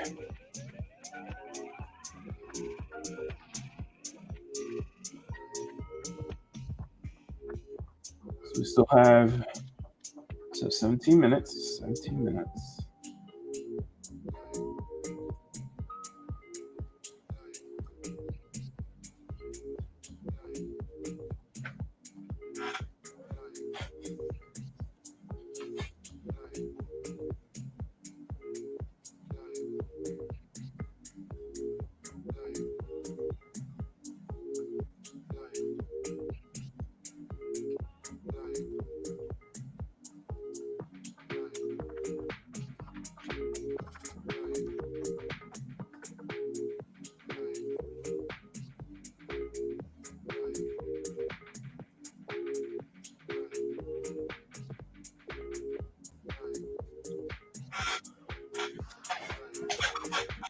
All right, let's go. Let's continue.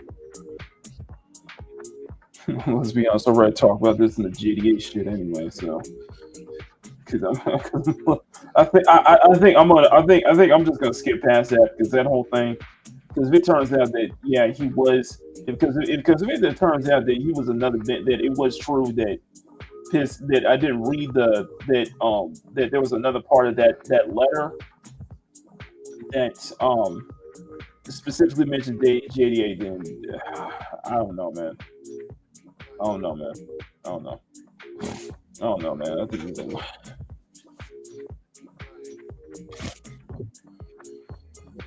I do not know.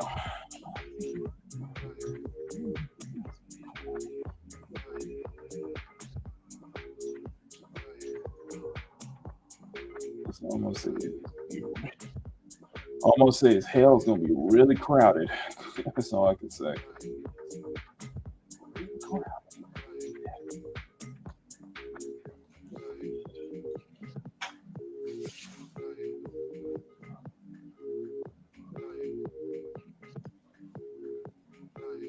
Okay. I just realized that like I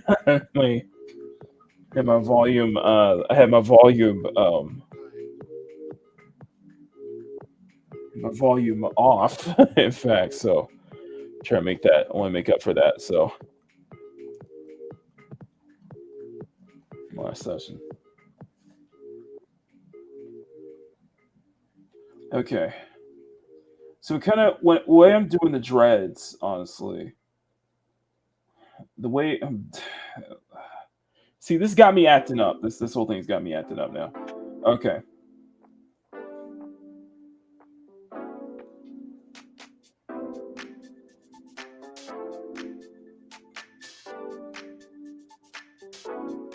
So the dreads. Good morning, Julie. Good morning to you. I'm about to get angry.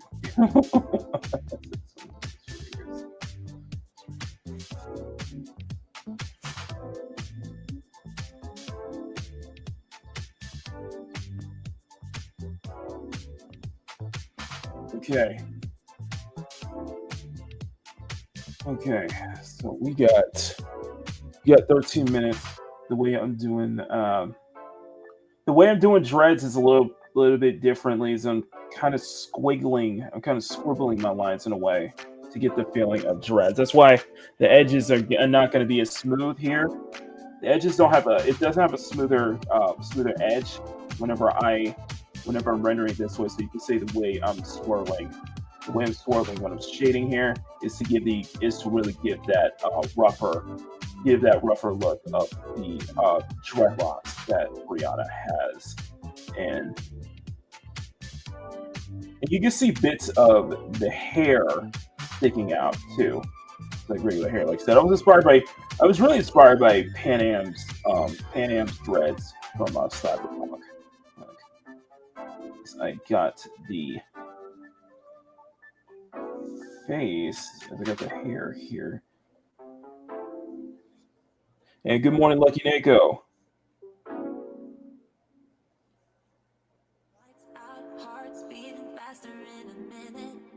You see the hair. You see the way the hair is done.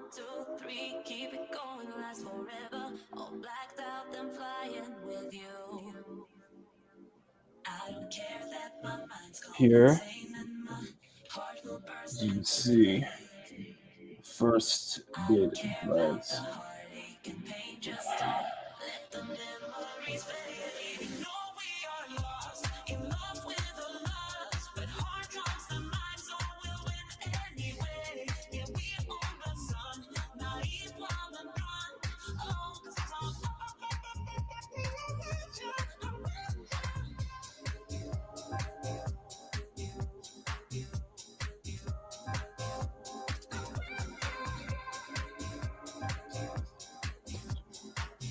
Okay.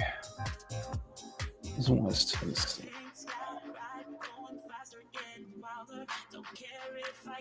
Here.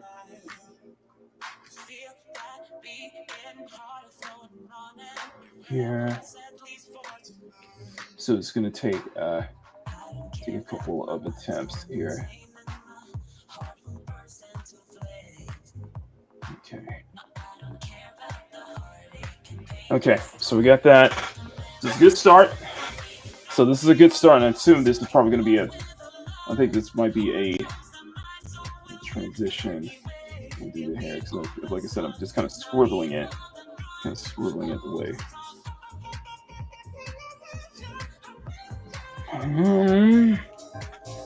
Okay, so base. Let's do contact. It's like I said, approaching Bree's hair is a little bit different compared to. It's a bit different compared to others. So contact, multiply. You can set this to 60. Multiply. Set this to 60, and now I'm gonna bring around that similar color.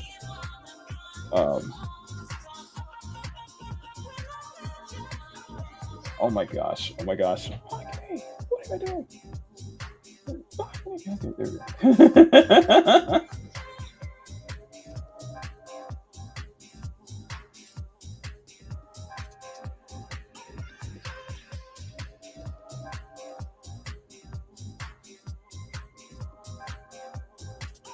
Darker areas like this.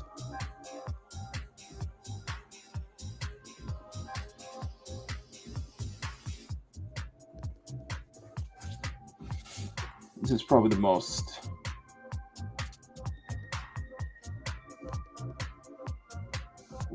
contact when it comes to this. I probably should have done it a little bit more. I probably should have had the base tone a little bit more darker though.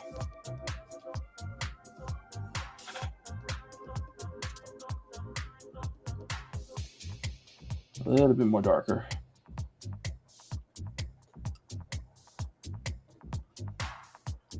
A little bit more darker for the base. Okay. No problems. No worries though. No worries.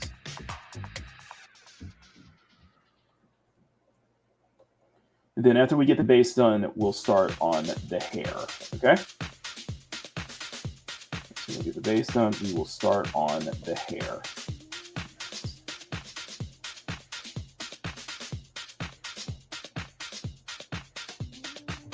And what time is it right now? It's 9 o'clock. Okay.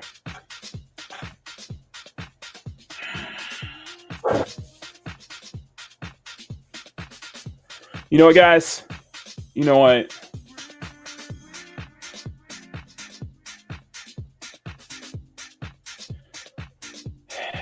You know what? I'm gonna turn it into a video. I'm gonna turn it into a video. I'll make it into my next video. It's 11 a.m. It's 9 a.m. here. You know what? And I do. And I'm gonna cap this out at last 25 minutes. So I'm sorry, everyone. I'm gonna turn it into a video. So I think maybe I'll be able to get a lot of my thoughts a little bit better, a little bit stronger on that front. And I'll probably be more reacting, probably more following the PC Gamer article with bits and excerpts, because I don't know if that's going to be claimed or not. But yeah, I was little. You know, I think compiling my thoughts together and doing it in video form might be a better idea anyway. So Grumpy, you went out on this one. Grumpy, you went out. Besides, we got a birthday to share. We got a birthday to celebrate, you know. We got a birthday to celebrate. And this has been a... Don't want to kill the mood. I don't want to kill the mood, so... I try not to kill the mood. So we'll do 2 more. So what I'm going to do is I'm going to do a 5-minute break instead of another 15. We'll do another 5, and we'll just go, and then we'll just go full 25. And then we'll just stop at 10 o'clock. So, because I want to get the hair done. Get this hair. I want to try at least get this hair done before the show is over. Okay, guys. So, I'm gonna save the Mark Dara video. I'm gonna save the Mark Dara response first video. I think do it as a video might be a better response for me anyway. I need to get more video. I want to get more videos out too. So I don't mind a proper discretion if it's informative video. Yeah. I think doing the proper form video. We'll do it that way then. Besides, I do have another video I need to work on. I need to finalize my Greg Miller video anyway. So I need to do that. Plus, I need to get ready for Makini Live Sunday. Plus, I need to do the. Plus, I need to get ready Plus, I have a freaking super chat. I have a freaking super chat video I need to work on as well. So we need to do all of that, okay? So let's just do it that way. We have a super chat. I got a super chat video I gotta make. We gotta do all that good stuff. So we'll cap this show off at 10 o'clock. So.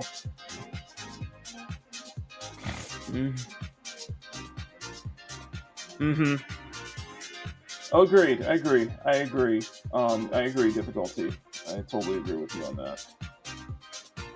But if it's still gonna keep going, then it's still gonna keep going. Yeah, I told you so. Also, we're celebrating. Also, we're celebrating a birthday today. It's a fictional character's birthday. It's still birthday though.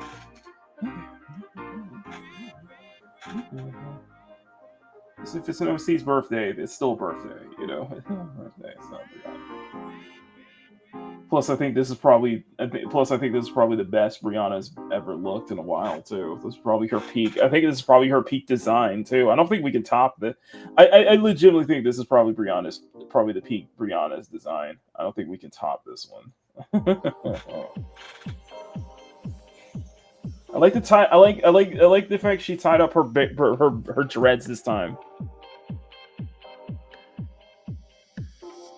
History repeats itself. Yeah. History has a funny way of doing that, does it?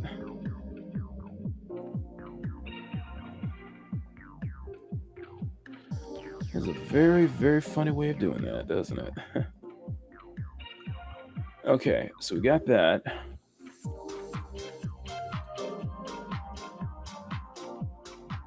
Okay, so we got the contact.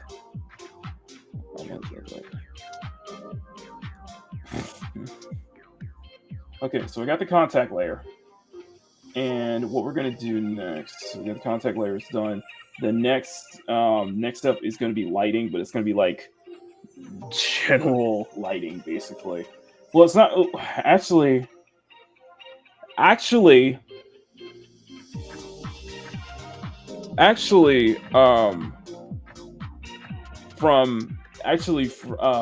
I'm going to be doing what we're going to do is we're probably going to take the lighting.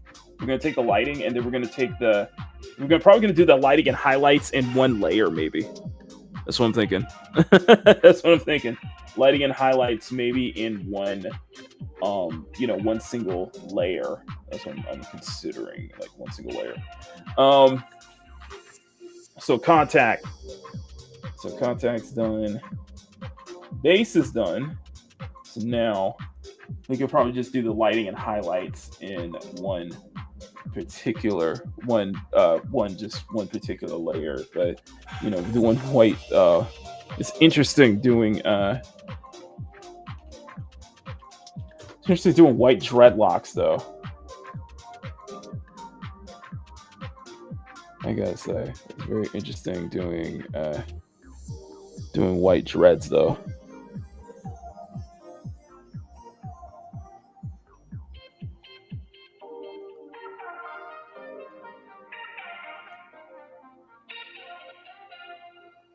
Especially with those, like I said, the gold cuffs. What about just that line layer? Which one? Julie, which one? I'm just very curious. What about just that line layer?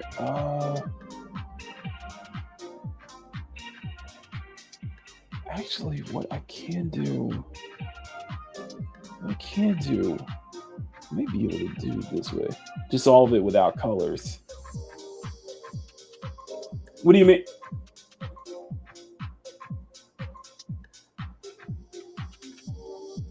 Sorry, I'm confused. I'm a little confused. Sorry. Clarify. I'm so sorry. Julie, I'm so sorry. Can you clarify just a bit? I'm just getting a little confused. I was like, oh, wait, just slide there. So we're doing... Okay. So we can do...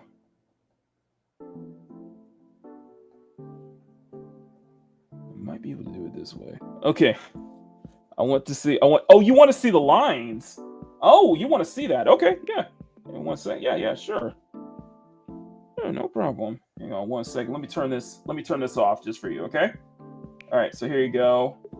Turn this. I'll turn the background off too. So here, and then let me turn the grayscale. Actually, I got the grayscale on, so let me turn the grayscale. Okay, so that's the lines. Okay, so you want to see the lines. Okay, so yeah, this is my line art layer, basically. This was definitely much more, this was definitely much more, it's much more cleaner on this one too. Wow, aw, thank you. This one didn't take too long though. It didn't take as long as I thought it would though. It didn't take too long. It's really long. So it's a little more looser though. It's a little more rougher. Little more looser though. Like some areas I clean, some areas I could clean up, some areas I could just like keep it as is. But yeah, this is the line art layer right here. So so I gotta do. So the way I do it is like I'll do a base first. Like I'll just kind of when I do the lines art layer, I'll do like a rough outline.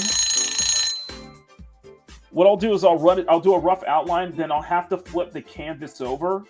I'll have to flip the canvas opposite way so I can adjust the anatomy and such like that, because when you flip the canvas over, it opens up your mistakes a lot more, so you're able to clean up those mistakes and stuff like that. So once I do that, once I flip the canvas over, clean up the anatomy, I flip it back around, and then I slowly go through from top to bottom. I slowly start like erasing stuff to add the clothing, to add the details and such like that. So, and that's how I end up with, this is much more cleaner. This is a much more cleaner process when I do line art, basically in this style. I switch out between I switch out between a fine line brush and fine line in almost a painterly brush as well, just because I feel like that's a lot easier to get. Some brushes are just a lot more easier for me to get more precise in my strokes and such like that. This is kind of how I feel as well. Yes, I remember that back in our school days. Yes, I was big into it. Like I said, I didn't tell you this, Julie, but a lot of when I was on Instagram, most of my work was line art. My work was inking, so this kind of coming back to this kind of felt natural to me. However, depending on how long it takes, depending on how long a line art takes can depend on the complexity of the pose or such like that, and even how much the complexity of the clothing. That's like the third part. It's kind of like broken into three parts, because how complex the clothing is can also determine how long the line art process. And it's just doing the line art takes. And I split the line art into two layers, basically. I have one just specifically for face, just for facial details, then I have one specifically just for everything else. So, and then that's always my top layer, and then I put everything underneath. So let me go ahead and turn this back on. Turn this line art back on, and then turn the gray tone on, and then there you go. That's how we get into the. That's how we get into. That's how I get into it. It's a really. Yeah, it's kind of funny because like I'll notice that when I post line art, like I'll post line art on the community tab. I'll post a line art. The line art blows up. Like get blown up. Like I think the line art for the line art I did for Skyla was, I think that got like 435 something likes, like nearly 500 likes. I'm gonna show you. Let me find you. I'm gonna open it up. Let me open up PCSB real quick. Let me open up Happy Birthday Skyla. Let me open up Skyla real quick. So you're gonna love this. Julie's gonna love this. You're absolutely gonna love this. This Skyla's design might be up your alley. Let me get this open up here and come on. Okay, so Skyla's look, and I'll turn here, and just for you, I will turn everything off. So let me turn off this. There you go. So let me turn this off, and then let me also turn off the. That's the color. Okay, that's the color I was looking for. Okay, okay. So let me turn off the. Okay, so this one. I posted the line art for this, and it blew up. Like the line art for this one blew up like big time on 435 likes too. But this one, the line art was. I think this line art was shorter too. I think this line art was shorter, and this line art didn't take a long time to do. You know, it wasn't a long time to do though. Although it was so tricky to get those folds though. It was tricky to kind of get the folds in a way that I wanted to do it. I have a way for I always had a thing for like rendering like the way clothing folds. So when you turn that off, and then let me turn on the base again. So let me turn on the base again, and then let's turn on the base color, and then you can see it. Just give it a second. There you go. That's how it turned out. Yeah. So I used to color my line art too. I used to kind of change the colors of line art, but I decided to just kind of keep it as is. But yeah, that one. I think a lot of it. I think I was spending a lot of time getting those folds right too on Skylar's dress, and of course, kind of keeping the same with the mesh pattern and such like that. I have a thing for meshes. and meshes, and especially with like stockings and such like that. So Bree is kind of getting that same treatment. Of course, it's a little bit different too. Makini, it came to life with the colors and folds. Yes, thank you. Thank you. I'm really happy about this one though. I really am happy about how this one turned out though. It's been a good idea to go for a full dress. It feels much more older, sophisticated. Kind of like in the same way, kind of with Briannah. This feels like a much more older and like sophisticated, very. I almost want to say very futuristic kind of looking thing. Okay, so we got the hair. I'm gonna look at the mesh real quick. Okay.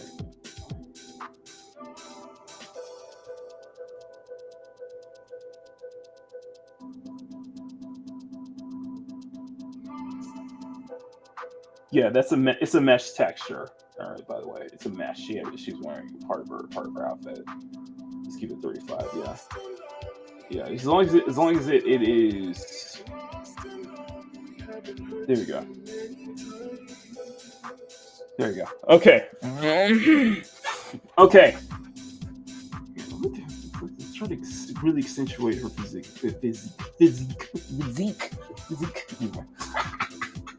Okay, come on. Let's continue. Let us continue. Okay, now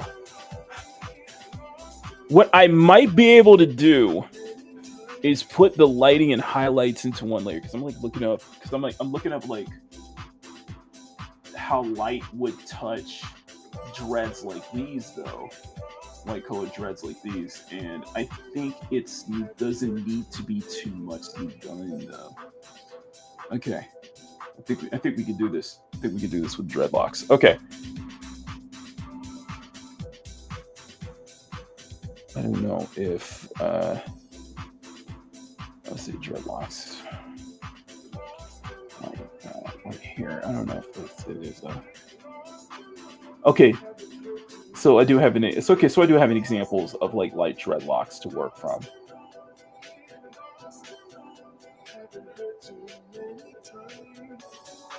Okay. So we gotta really step it up with the hair though. Really gotta kick it in high gear with the hair. So this time. So let's go ahead. Let's do. And that is the one.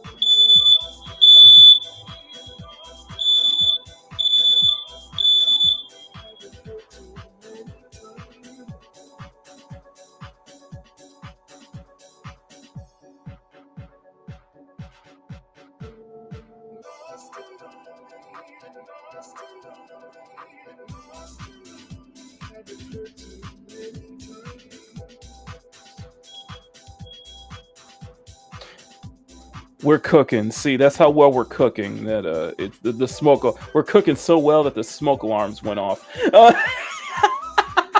We're cooking. So that's how much we're cooking, y'all. We cooking here, okay? We cooking. I'm sorry. We cooking. See, we cooking so well. We did the.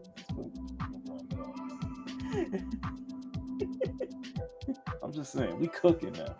It's not cooking. See, it's not cooking. Oh my god. Okay. Let us continue.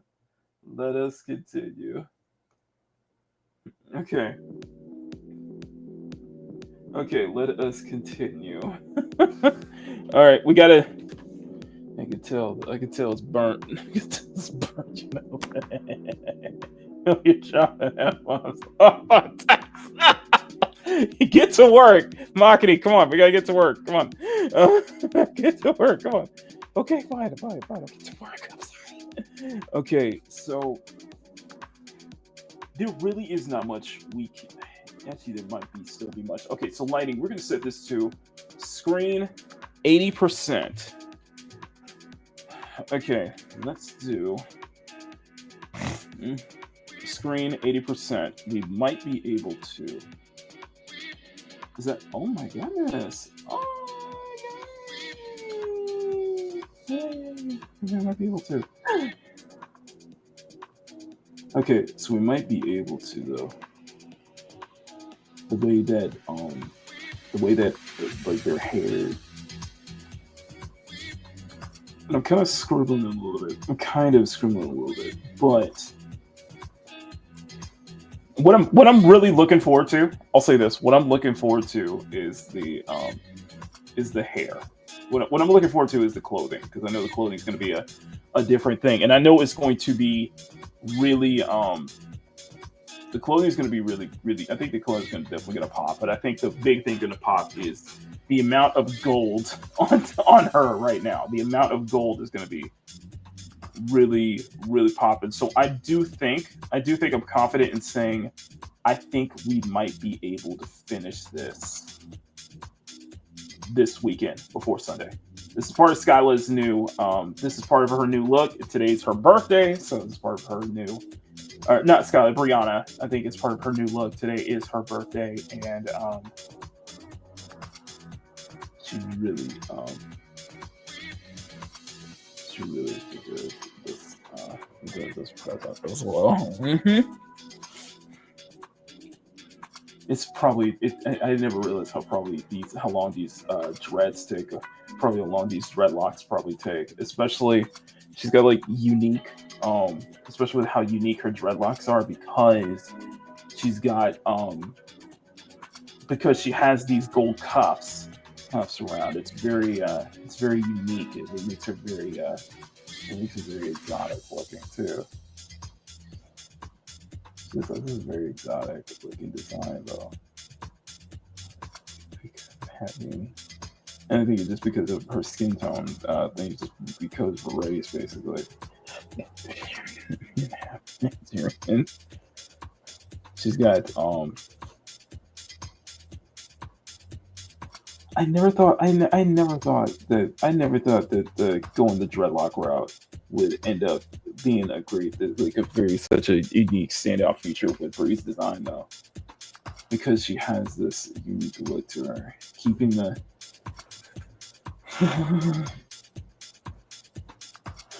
no Killmonger, no Miles Morales Killmonger haircuts here, okay? Not a lot here. No, Bree, he's getting. No, I do full dreads. We're doing full dreads, okay? Luscious dreads, okay? But there's almost there definitely is there's almost a very fantasy vibe with the amount of with the gold cuffs though. It was hair cuffs, yeah. So, especially that they cuff at the end too. So very fantasy like. Okay, so we got that, and what might do is I might be able to add extra bits of extra hair strand too. hair, extra bits of hair as well. So, okay, so we got the lighting. What I can do is let's do highlights. Although, like the rim lighting and stuff like that.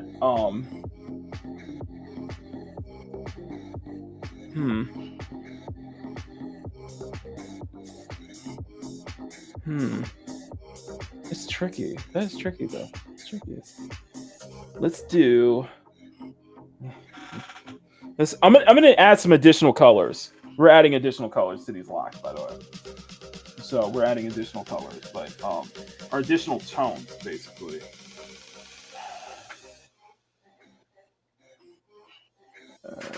Yo, let's do 80.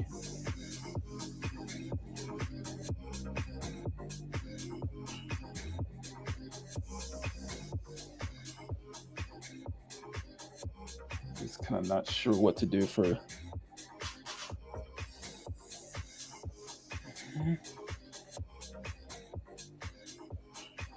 We got 19 minutes. Okay, so excellent. We got 19 minutes and it's 9:27. So we might have enough for.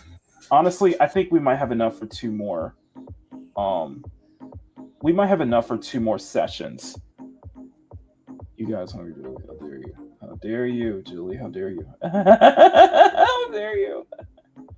How dare you? Okay. No, this is. Oh my god. Oh my god. Just gotta have the fun part. Just gotta have this fun part, though. I'm just adding like little. Just adding just like little bits of highlights. So, like I really can't think of anything else what to do with the hair because it is using because you're using because it is dreadlocks basically. Kind of how to figure out the tell me about the dreadlocks, by the way. Okay.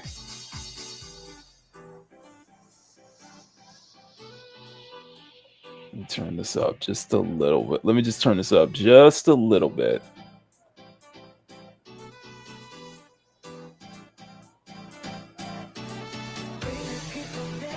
There we go. There we go. Okay. So much to do for the outside. Now, the last part is a backlight. What called backlight. So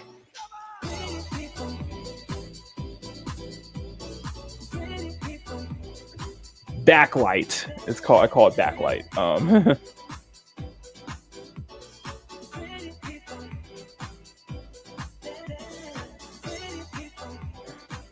Okay, so for the backlight,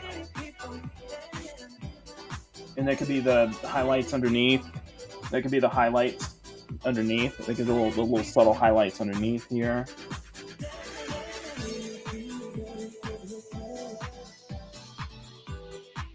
There could be subtle highlights here. They could be on the like there's a little subtle highlights here.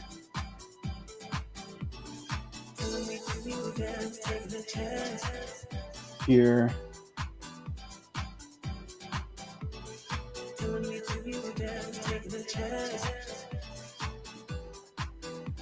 Little touches here. Little subtle touches here.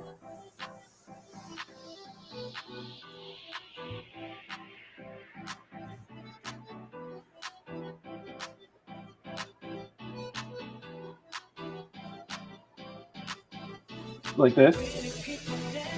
Some of the better work like this sometimes. Damn, we're gonna do good, Mac. Dude, so good. Dude, Mac, you're good.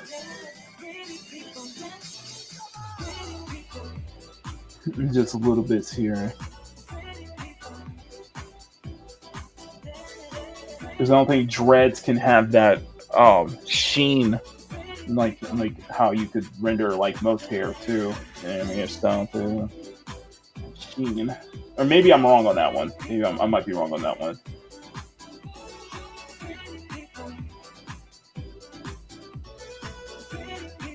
I'm just adding some backlight. So basically, some of these colors here.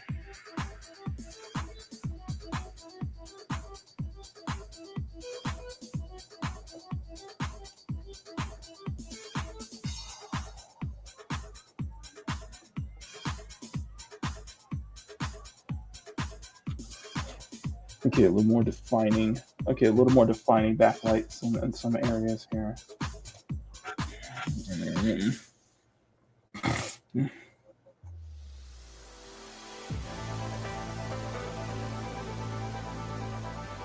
Some little subtle touches here.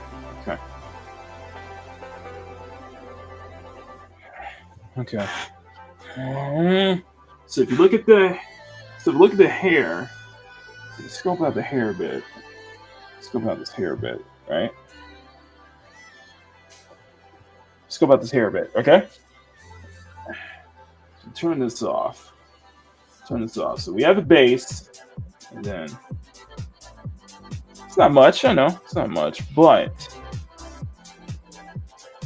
just because how tricky it can be when doing dreads, though. Dreads can be tricky. But what I may want to do is let me put a bass tone. Let me put one more thing in here. Let me put a bass tone. Maybe able to multiply. We're gonna have this at 40, and I'm going to let's go. Let's do it this way.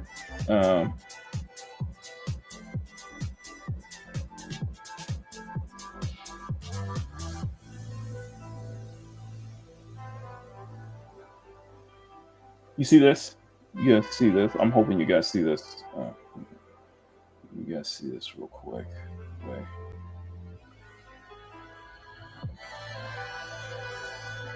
I'm trying to find a better way. If I can, I will definitely want to find a better way to render dreadlocks.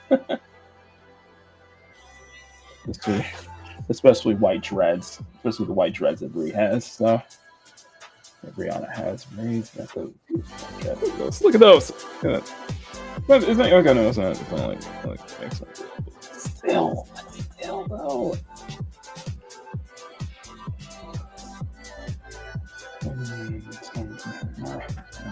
Okay. There you go. There's extra locks. What I'm gonna do, because I was glad I was taking a look at that. I was actually glad I did. I'm gonna do additional. I'm gonna put extra hair strands. I'll put additional strands, and these are ones that are just kind of like naturally more like sticking out. And we'll use a fine line. And what I'm gonna do is I'm gonna do it like this, just like this, like a little subtle, like really subtle, like little subtle strands here. Because when you see dreads like that, you can still see hair like sticking out. So I'm gonna add squiggly. So what I'm doing is I'm drawing like squiggly marks here. Maybe this actually might make more sense. Actually, this might make a lot more sense if I just turn this off and bring the finger down real quick. So now you can see. Okay, now you can see it better. So now you can see this better. So what I'm doing, like I said, what I'm doing is I'm adding additional.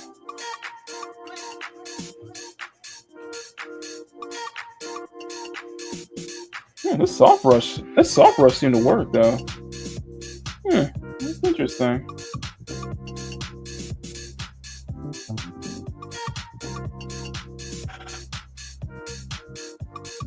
It's still well kept. Like it still gives the feeling of the dreadlocks still being very well kept though.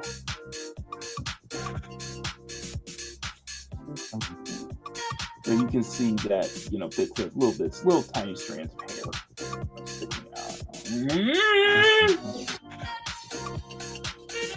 out. Almost give it a realistic feel to it. Almost give it a realistic flair to it, you know.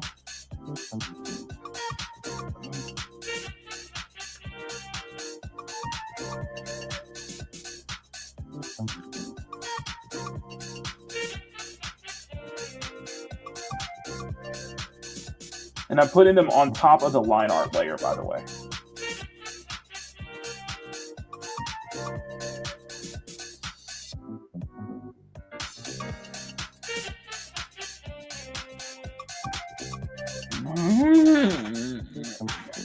There you go. So like that, you know?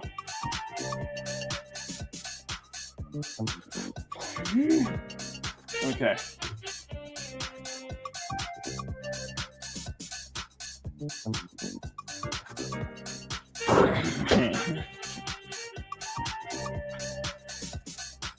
Okay.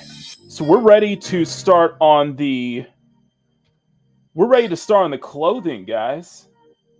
I'm trying to get things over here quickly. Oh, thank you. Julie, have a wonderful rest of your day, okay? Have a wonderful, wonderful rest of your day. Normally, no, the Sheen's on Dread. Yeah, normally, no, Sheen on Dreads. I agree, Grumpy. Yeah, it's like no Sheen on Dreads, basically. Dreads.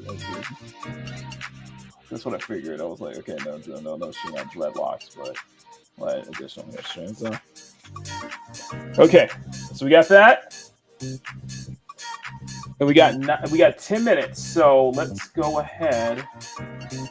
That means we can start on clothing. That means we can start on the clothing, y'all. We can actually start on the clothing. Okay.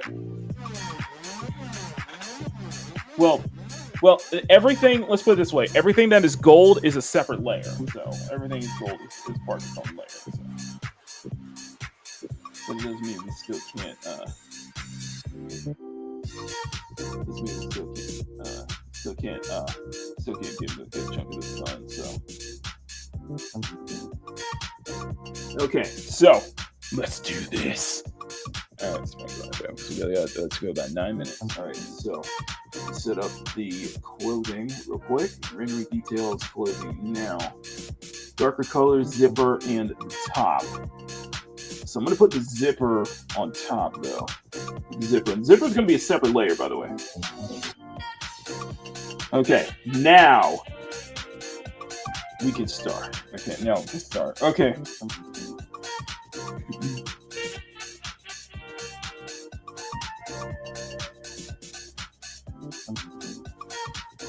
Okay, so now let's do the base. Let's do base.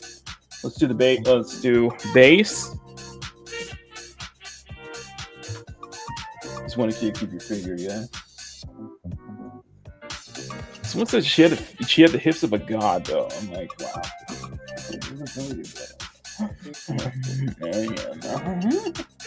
Okay.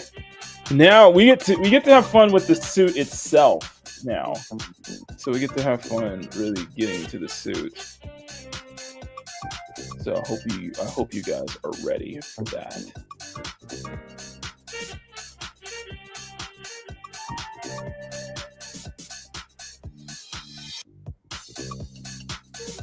Okay.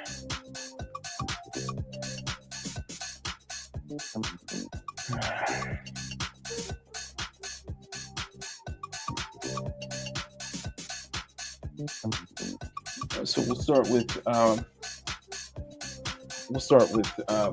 base, and we'll just kind of work with like a base color to kind of kick things off. It's just kind of like a base or tone. We'll do some soft edging first, and then we'll get right into the highlights and get right into the lighting and such like that. I think this should be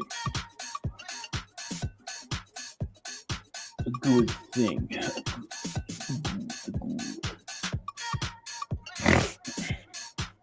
What about Briannah difficulty?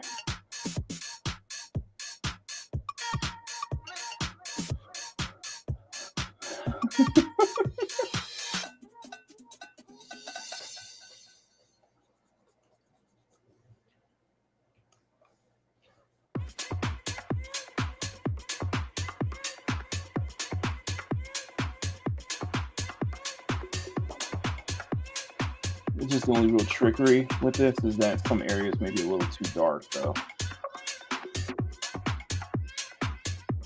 Some of the shading may be a little too dark. You can see the amount of tones that are going through it, though. But this is where we can also really heighten up the suit, because I can see her suit having a bit of a sheen on it though. Her suit being a little shiny as well. Yeah, have her outfit be shiny too.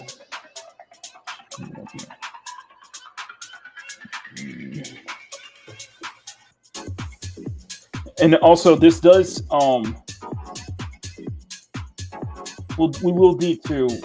I do need to make sure that the lighting really does a good job of like accentuating her abs because she has that 8-pack basically because she is very muscular. So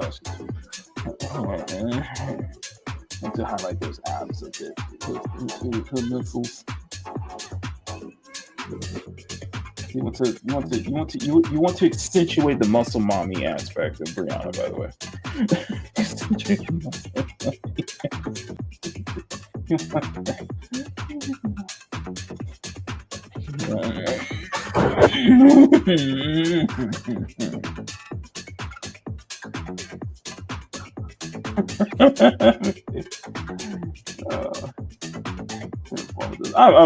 the I'm having so much fun with this.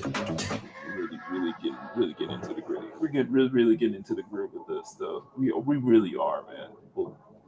You guys are freaking loving it. I'm loving it. I'm having so much fun with this. It's just smiles all around, you know.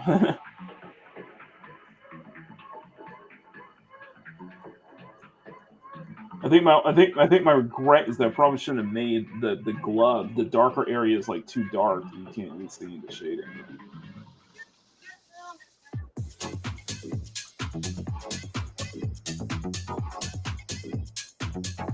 And this is where we accentuate the muscles big time, okay?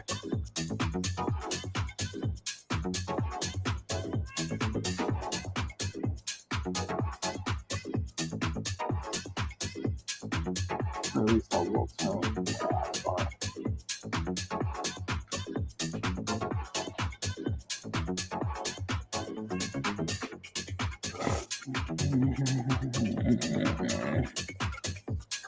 At least that part of the suit is form fitting. Properly a form fitting suit, you know. I'm just saying.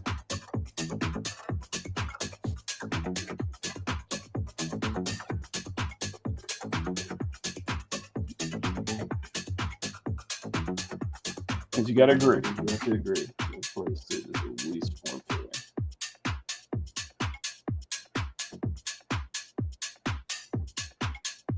It contorts to her form.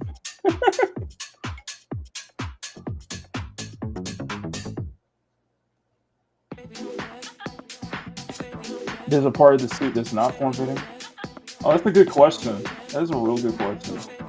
That's a real good question. I don't think so, though. I think in this case, I really don't think so.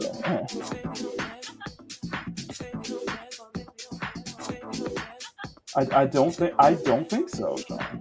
I don't, you may have a point, sir. You may be wrong.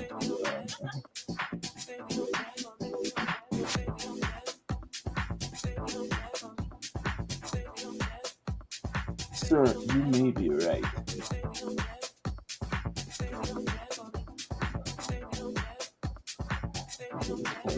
There's a part of this video. There's a part of this video talking about exactly. So we do things here, okay? Yes, okay, so hiding the abs. Okay, so strengthening the abs, basically.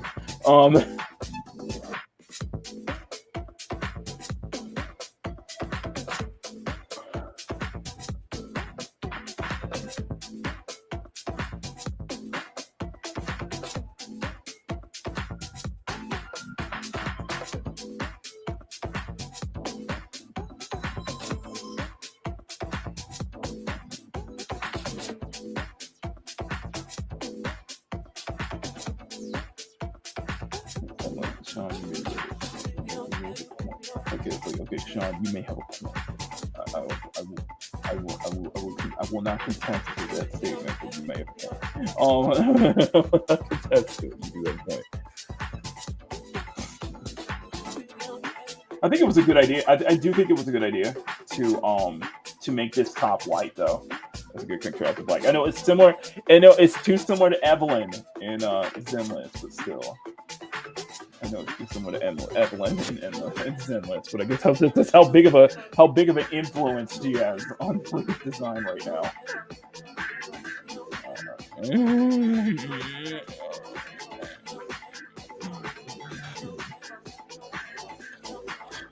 Plus, I like to think that this is like one of those kind of casual attires. This is like one of those casual attires that is very glamorous looking and grabs a lot of attention immediately. Immediately grabs your attention.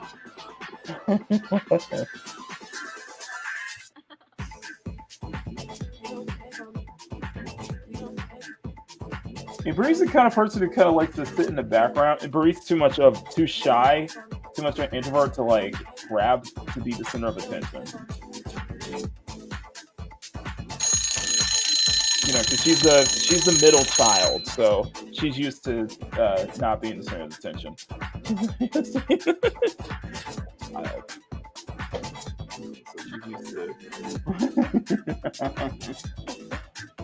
But I think it feels really good to her though. But I think it's like a really kind of like outfit that feels really good for her though.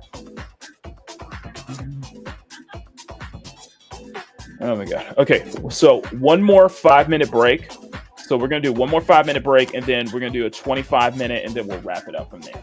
But I think it's good because I was gonna do that. I was gonna react to that video, but I'm like, you know what? It's Bree's birthday. I'd rather just get further along with this outfit, by the way.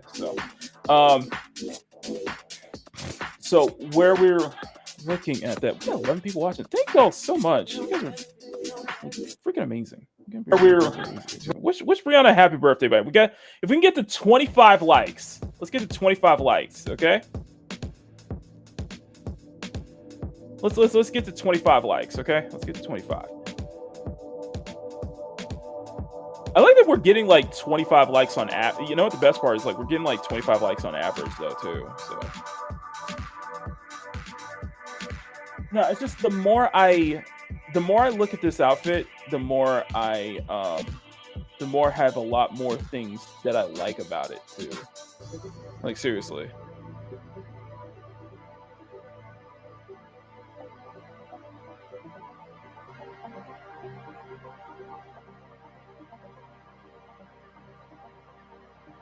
You know what I mean? It's just like the more I look at it, the more I have a lot of more things to like. I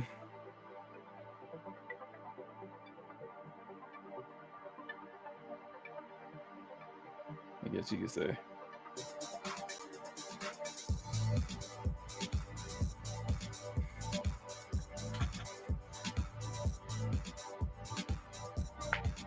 It is very elegant. Hyper glamorous, like, but it's like hyper glamorous, like streetwear. Like it's like very hyper glamorous looking streetwear. Very like wear. It feels very unique though.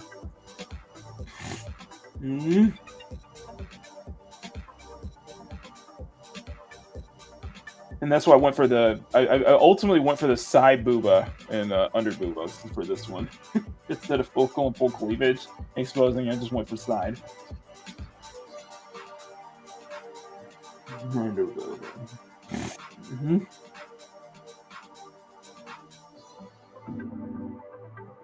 Okay, I'm just waiting for I got 2 minutes left, so I'm just waiting to check that out. I think we're gonna have a really good. I think it's gonna be a really fun show. Oh, Dynamo, what's going on here? By making it not still like cool. Wait, see, I just don't get it. Game developers listen. Yes, I agree. Great.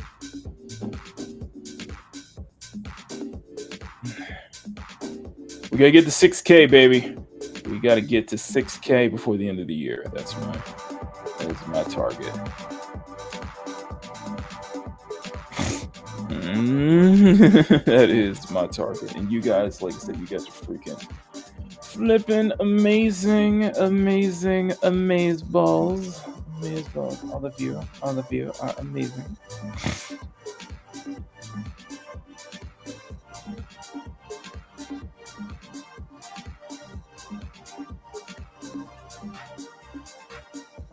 Alright, so we got about 2 minutes.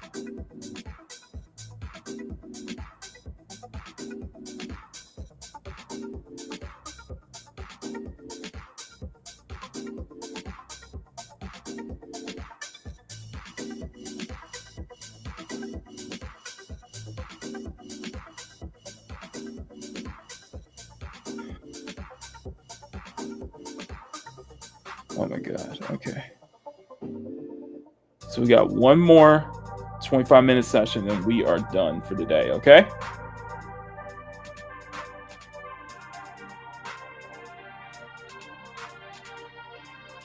And Avowed, people are having meltdowns over Avowed.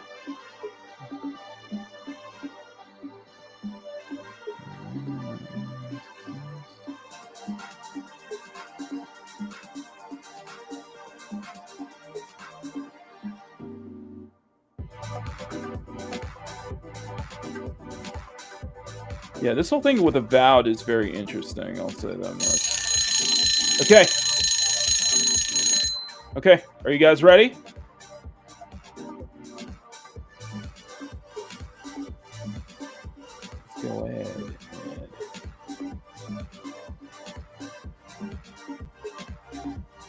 Let's go ahead let's go ahead and let's go ahead and go at it, man. Now. Okay. All right, last 25, guys. Let's finish this off. All right. Okay. Okay, so we got the base. So we're going to continue the base, and then we're going to start on the we're going to start on the base. We're going to continue the base, and then we're going to start on the contact layer. Like I said, the downside is that with these gloves, though, just that these gloves sadly are too dark, though. I think that's what I probably made that mistake of making the gloves too dark. Gloves and everything too dark, though. But you still have that gold line, though. It's all boldly give it. Can you check? Keep an eye on it. Oh, thank you, thank you, thank you.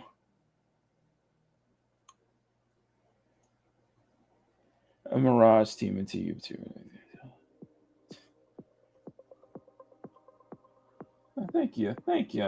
So I appreciate that. Okay, we got darker colors base, and like I said, it is Brianna's birthday, so hey, happy birthday. And then I'm gonna do a second base just for the zipper. Set the multiply 40, and this is just for the zipper though. So that way we can get a lot more done. That way I can get so much more done tonight. So much more done today. Hey, I feel like we're getting a lot more done this morning, though. We got a lot of progress this morning. So when we get to the way is that, you know, once I get to the rendering portion, that's where I get the most fun, and that's where I really sink my teeth into is the rendering. So rendering. Okay, so we got the base layer. So we got our base layer for the most part. Base layers are already lined up and set up.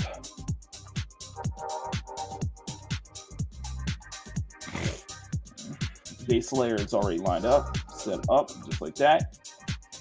Then.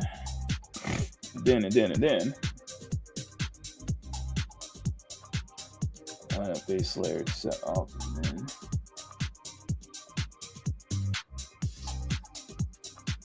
You want to accentuate those abs too. Accentuate the abs. Make sure the abs are sticking out. You know, make sure the abs sticking out. What's kind of funny thing is how she, you know, how Brie really does pack it.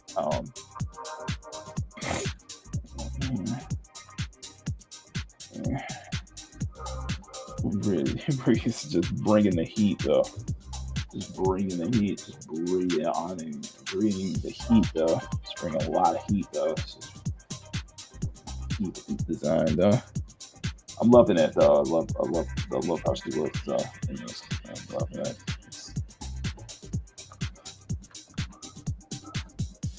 And I think the funny thing is because it feels like such a radical change with the fact that, like, one, she looks slimmer.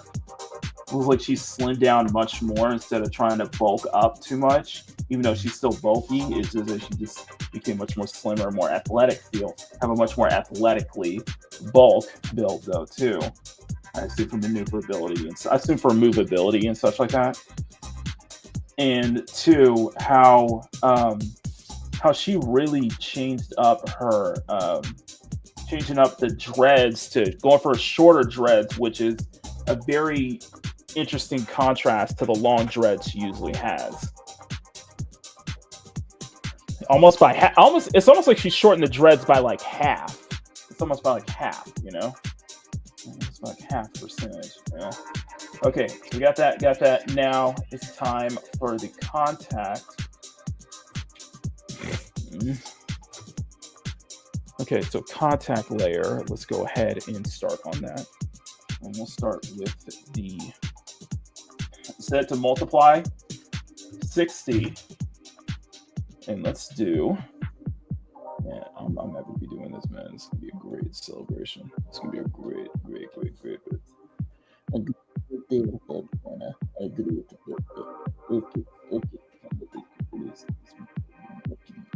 Okay, and like I said, so this will be the last 25-minute session for the show today. So after this, we will wrap it all up. I think capping it at a good like 3.5 hours of progress is really what I look forward to the most. You know, is really, I think, a successful draw stream, a successful one stream. Capping it out at 3.5 hours, I think, is good. Is really good for what we're doing here right now. So, you know, and like I said, hats off to everybody watching today. This was a lot of fun, and I think Bree giving Bree a really good birthday. Good birthday. Even though, you know, they're original characters. I know it is weird. It is weird that we're celebrating birthdays for, you know, OCs and stuff like that, but yeah, I mean, it's special. You know, it just shows how significant these characters are in a lot of, and I know a good chunk of you guys will remember the birthdays anyway, so celebrate their birthdays too.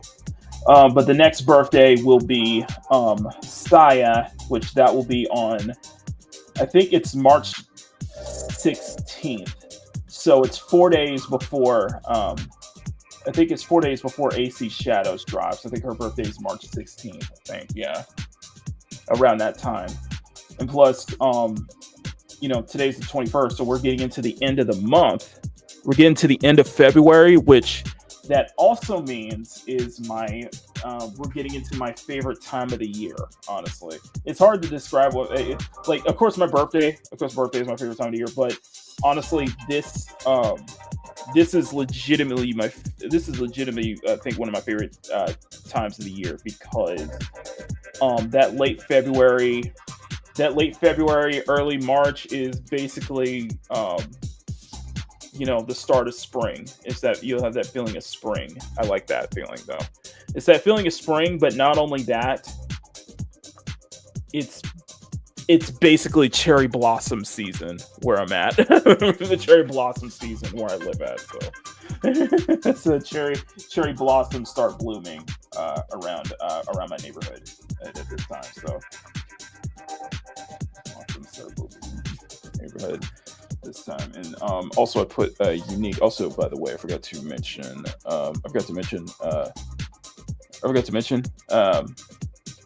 Hey, Stunning! It is Breeze. We've had more narcissistic examples of creators celebrating their OCs, like Sonic. YouTuber put his own Sonic recolor as his own number for my favorite character. Okay. Well, that's true. So I guess you could say it's much less narcissistic. Yeah. Because you're legitimately celebrating the character. Mhm. Plus, you're coming up with Plus, you're coming up with these, with these new looks. These new looks. I feel like it's a good way to update. You're always kind of putting a lot of thought. You end up putting a lot more thought into how your character is going to look. Like, I'm still thinking about. Like, I'm still trying to process how how I'm going to be able to make Saya look for her birthday, though, because she has such this unique vibe to her. She has this unique vibe that I have to keep thinking about. Like, it's almost like she plays on so many different like almost the archetypes, but plays on so much of her different personalities too, and so many different aspects that I feel like it's like, I don't know how to describe it. It's like Saya's like the fan service character that is more layered than you realize. Maybe more layers to her though. And that's what I feel like with a lot of my girls though. That's what I feel like with a good chunk of girls. The more I talk about them, the more layered they kind of come off as. I guess in a way, the more that it does feel, they do feel more human too. They do feel like, they have a lot more human traits. They have a lot more faults to them. They have a lot more faults to them. They're not perfect at all. Oh. In fact, you could probably argue that my girls, you could probably argue that my girls are colossal fuck ups, honestly. They could be colossal screw ups too. It just, the more I talk about them, the more human they feel though.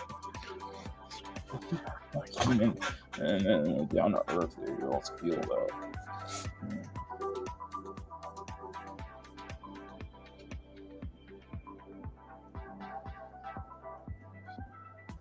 Like, it's kind of a funny contrast, like with Brie, for example. Despite her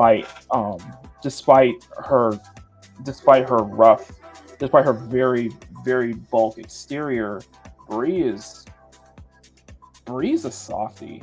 She's a straight up softie though, and she has a lot more layers to her too.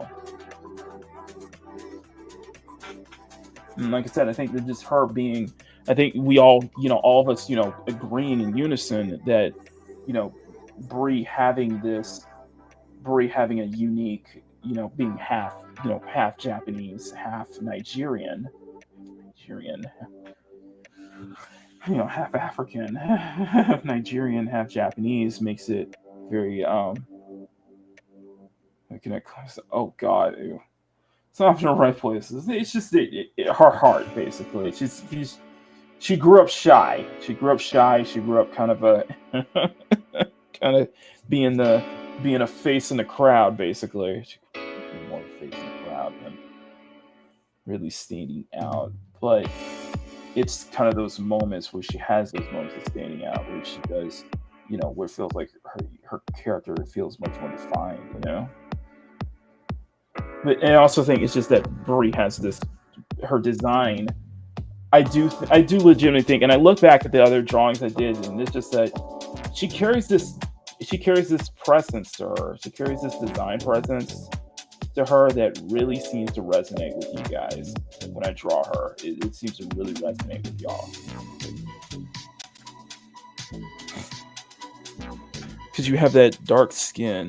Yeah, she seems pretty shy. That's kind of the idea I play with Brie a bit.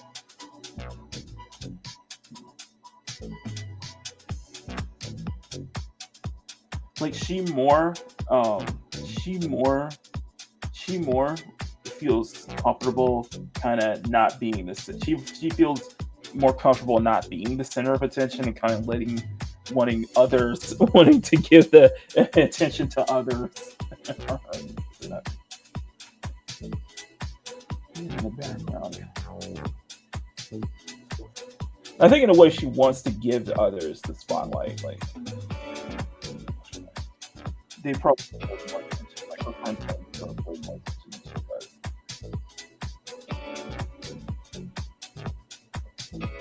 no, oh no. Okay, I'm going off on a tangent there. Anyway, we got 12 minutes, so I just finished the contact layer. Let's start on the lighting. The lighting is going to be very interesting. So set it to we're gonna set it to 60 instead of 80. I'm gonna set it to 60. Set the screen 60 because of the black areas. Those are going to they're going to command a lot of different. They're going to have a lot of special attention too when it comes to the lighting here. So I think how I want to do it. How I want to do it though. Let me see.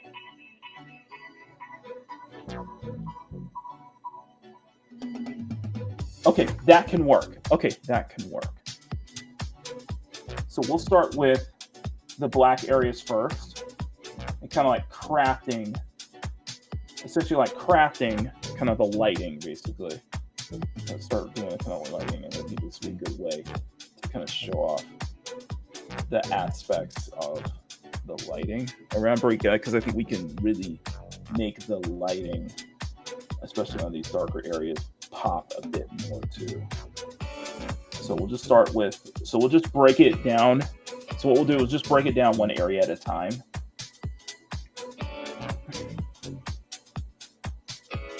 We got some smooth house music.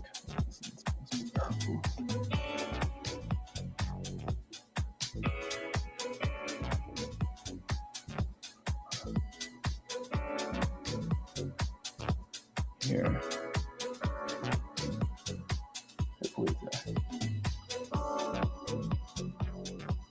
Because I'm using the ambient brush first. Starting with that. I'm going to start with that one. The gold areas are.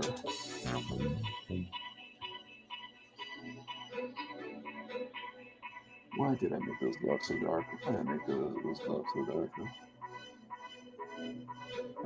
What is wrong with me, Makini? Why did I make those gloves dark?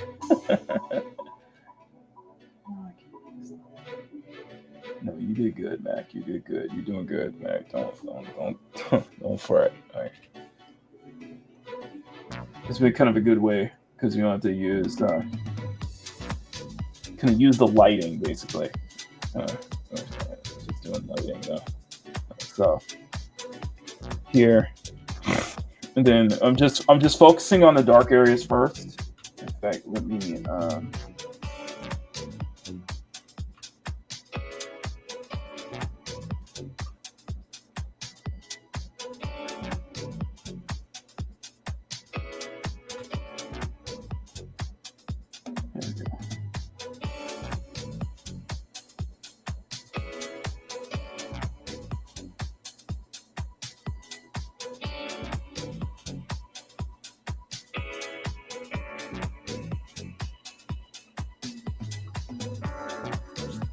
you never realize, I guess you never realize like how complex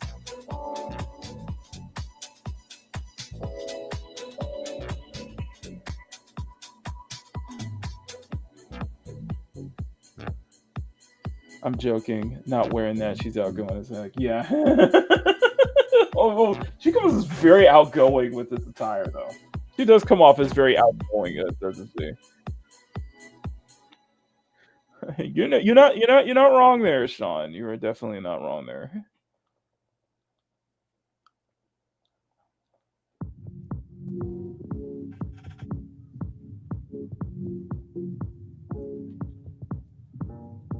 Like I said, I'm more focused on the black areas first. We're just gonna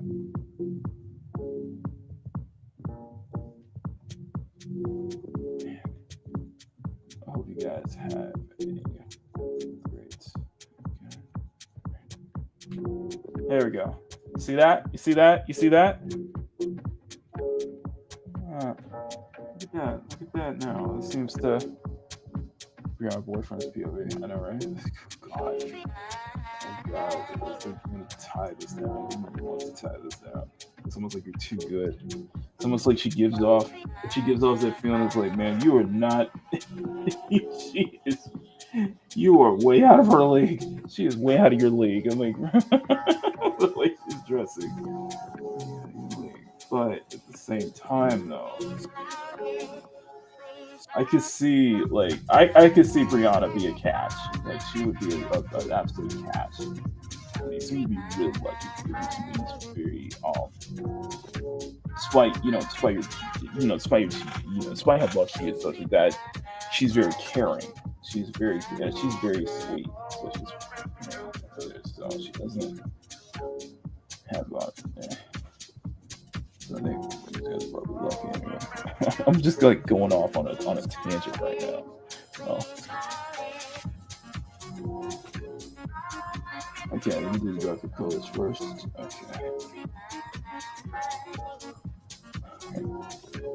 Okay, so we got that. Mm-hmm. Oh, let me do the. I need to do the gloves though.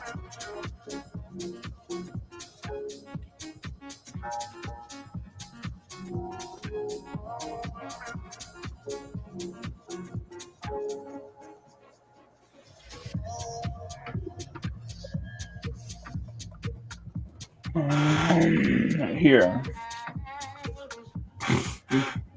Okay, so we got that. All right, now, yeah, let's do 70. Okay, let's do 70. Okay, so now let's do the actual, let's do the internal, let's do the rest of the clothing. Okay, let's do the rest of the suit.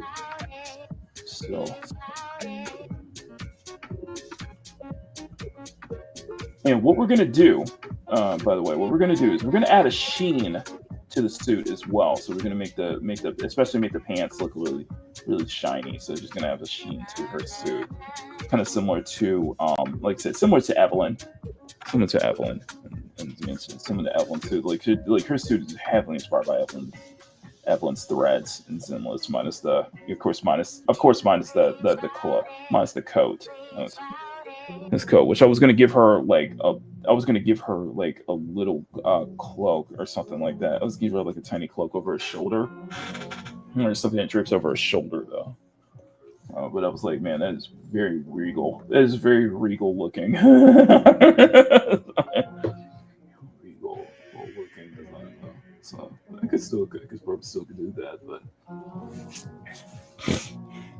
I think one of the best things is that when you get to the lighting, that's when you start seeing it come more and more together. Like you're seeing more and more of it like come together and such like that too. So and I really look to seeing that though. I was like, I always, and I admit that, and I will happily admit that I was like, I'm so unsure about the shading. A lot of times it just wasn't until we get to the lighting that everything starts to make sense now. It's like, okay, now it's starting to come together. It's starting to come. This Jasmine, oh my gosh, she is. Fuck.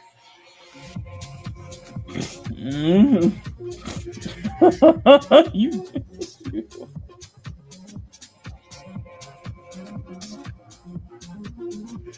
I think you'll be hearing like, oh my god, too. It's too much, man. That's too much. It's too much. I think you guys would explode if her dressing up as Jasmine. I think you guys would explode. It'd be like, oosh. Exploding. And it got to remind me that I got to share this with Squeaka today because it is Bree's birthday. So.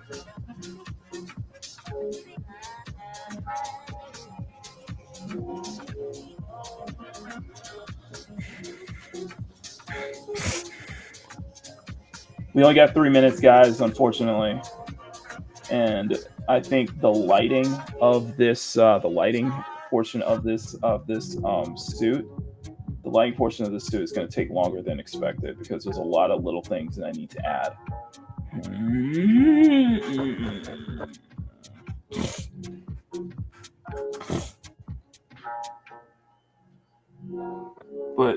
But still, like, I cannot thank you guys so much. Seriously, thank y'all. Thank y'all. You guys making this just for coming out, just for coming out, just for coming out doing these shows, man. It gets my morning going, and it gets y'all's morning going, and I feel good knowing that it gets y'all's morning off on the right foot too. You know.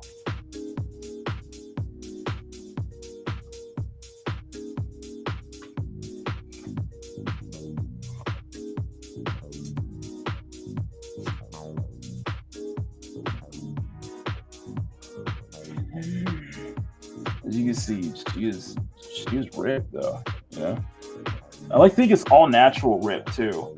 I think it's just like natural, like serious, like no steroid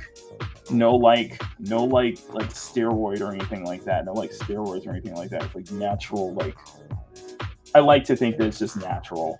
You know, just spending probably most of your time in the gym anyway. Spending way too much time in the gym anyway. And let your body rest. And you're building those abs. But a lot of serious training. You know, I like to think that it's like not taking like any like, not taking any like, well, maybe dietary supplements, but not taking like the not cheating way through it though.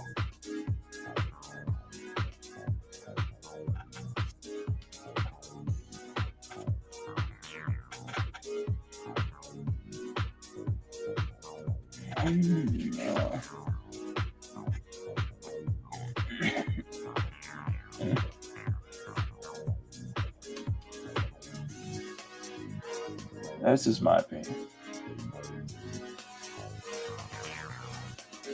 Somebody can't mess me Grave from Nikkei. They're doing the Evangelion collab right now, and I'm like, yeah, I'm skipping through that. I'm gonna skip over that. I'm gonna wait till the next event or something like that. I got a free 10 pull. I got a free 10 pull voucher. 10 pull voucher because Nikkei became a bestseller. So I'm like, yeah, I'll just save it. I'll just wait until the next event. I'm probably gonna save it up. I'm probably gonna save up my tickets anyway for the eventual Stellar Blade event too. I love.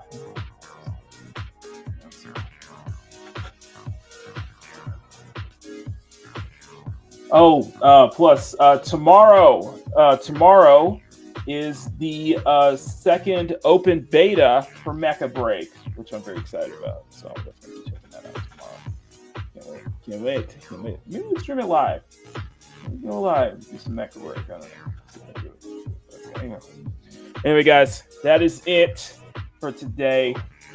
Thank y'all for tuning in, and I think safe to say Bree had having a wonderful birthday, especially with this outfit. I think this is definitely a way to rock it.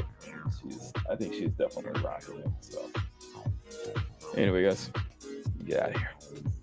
Smack that like button, make it jiggle. Smack that subscribe button, make it jiggle as well. If you guys are new here, really appreciate if you did so. If you want to see more art content from me, we are going double or nothing, 6,000 subscribers by the end of this year.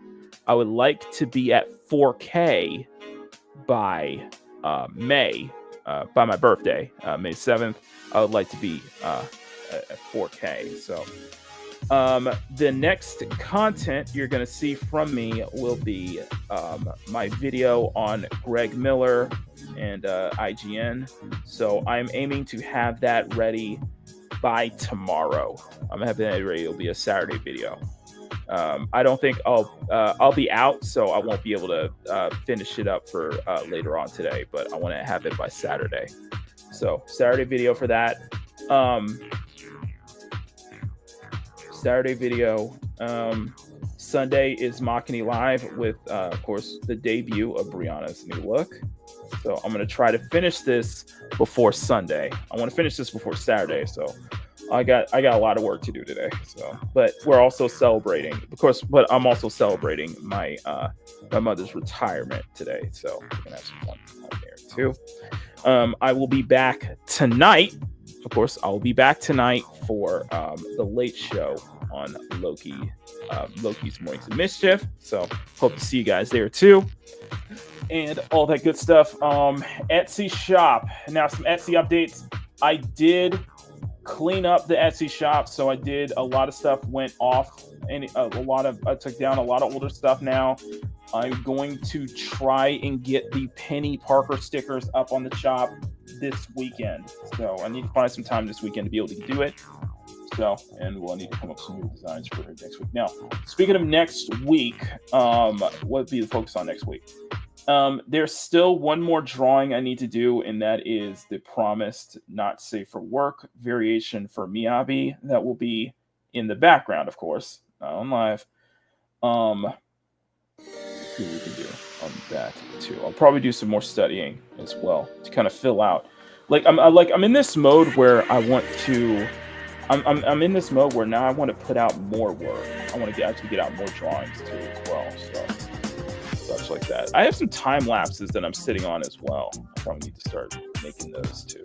So anyway, plenty of content from me as we are going to be charging our way towards 6,000 subscribers by the end of this year. So guys, make sure you smack that like button, smack that subscribe button, ring the bell as well. I hope to see you guys in more of these live streams. Anyway, I'm gonna get out of here. You guys are amazing. I'm Makini 90, arts German and illustrator, and I thank you for tuning in to the Friday edition of Makini in the Morning. Thanks for getting your weekend started on the right foot with us. Until tomorrow, until next time, stay cute, stay sexy, have fun. Take care, much love. Never apologize for wanting attractive women in your media, especially in your video games. Happy birthday, Brie. And above all else, never stop drawing. Cute, sexy, and fun. That is definitely the best way to describe our channel members as well. We'd like to thank every one of you in the CSF Nation for supporting Makini and what he does for his YouTube channel. If you would like to become a CSF Nation member, join the channel for as low as $1 a month. You get access to exclusive art drops that Makini drops every 2 months for his channel members. We'd love to see you here in the CSF Nation. You are an excellent company, and we thank you once again for your incredible support. CSF Nation for life. Mwah. Gracias.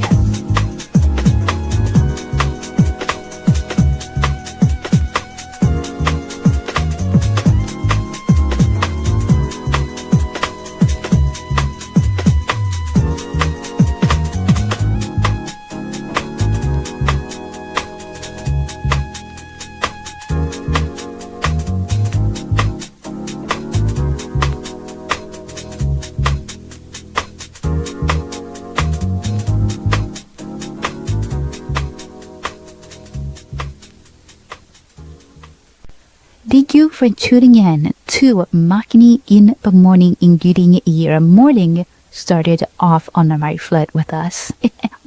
Remember to smack that like button, make it jiggle, share the show out to everyone you know, become a channel member for as low as $1 a month. You want to support Makini further, and subscribe, of course, to see more content from Makini. I am Maddie Soteli, producer and weather girl, and we wish you a wonderful rest of your day. We will see you all here next time on Makini in the Morning.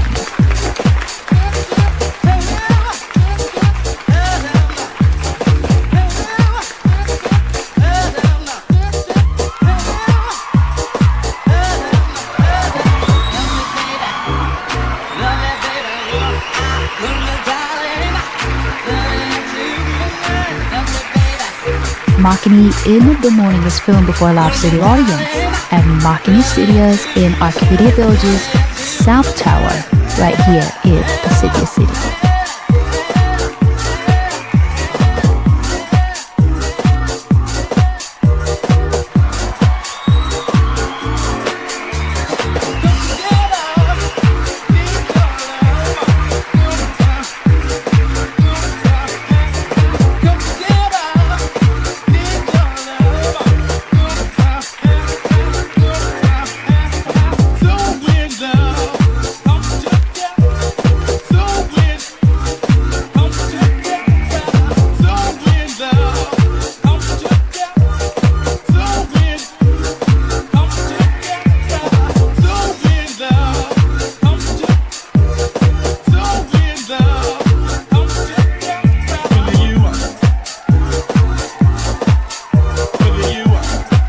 to be a part of the next Makini in the Morning Live Chill audience?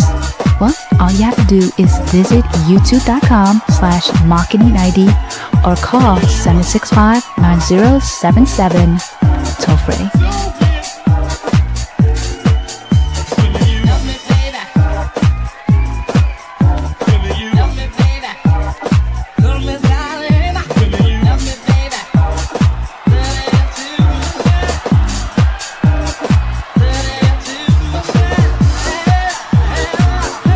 Makini in the Morning is produced by Souvenir Productions with Makini Charles Productions in association with Enisa Lockhart Television and Makara Banks Entertainment, and is distributed by CSF Nation Domestic Television Distribution.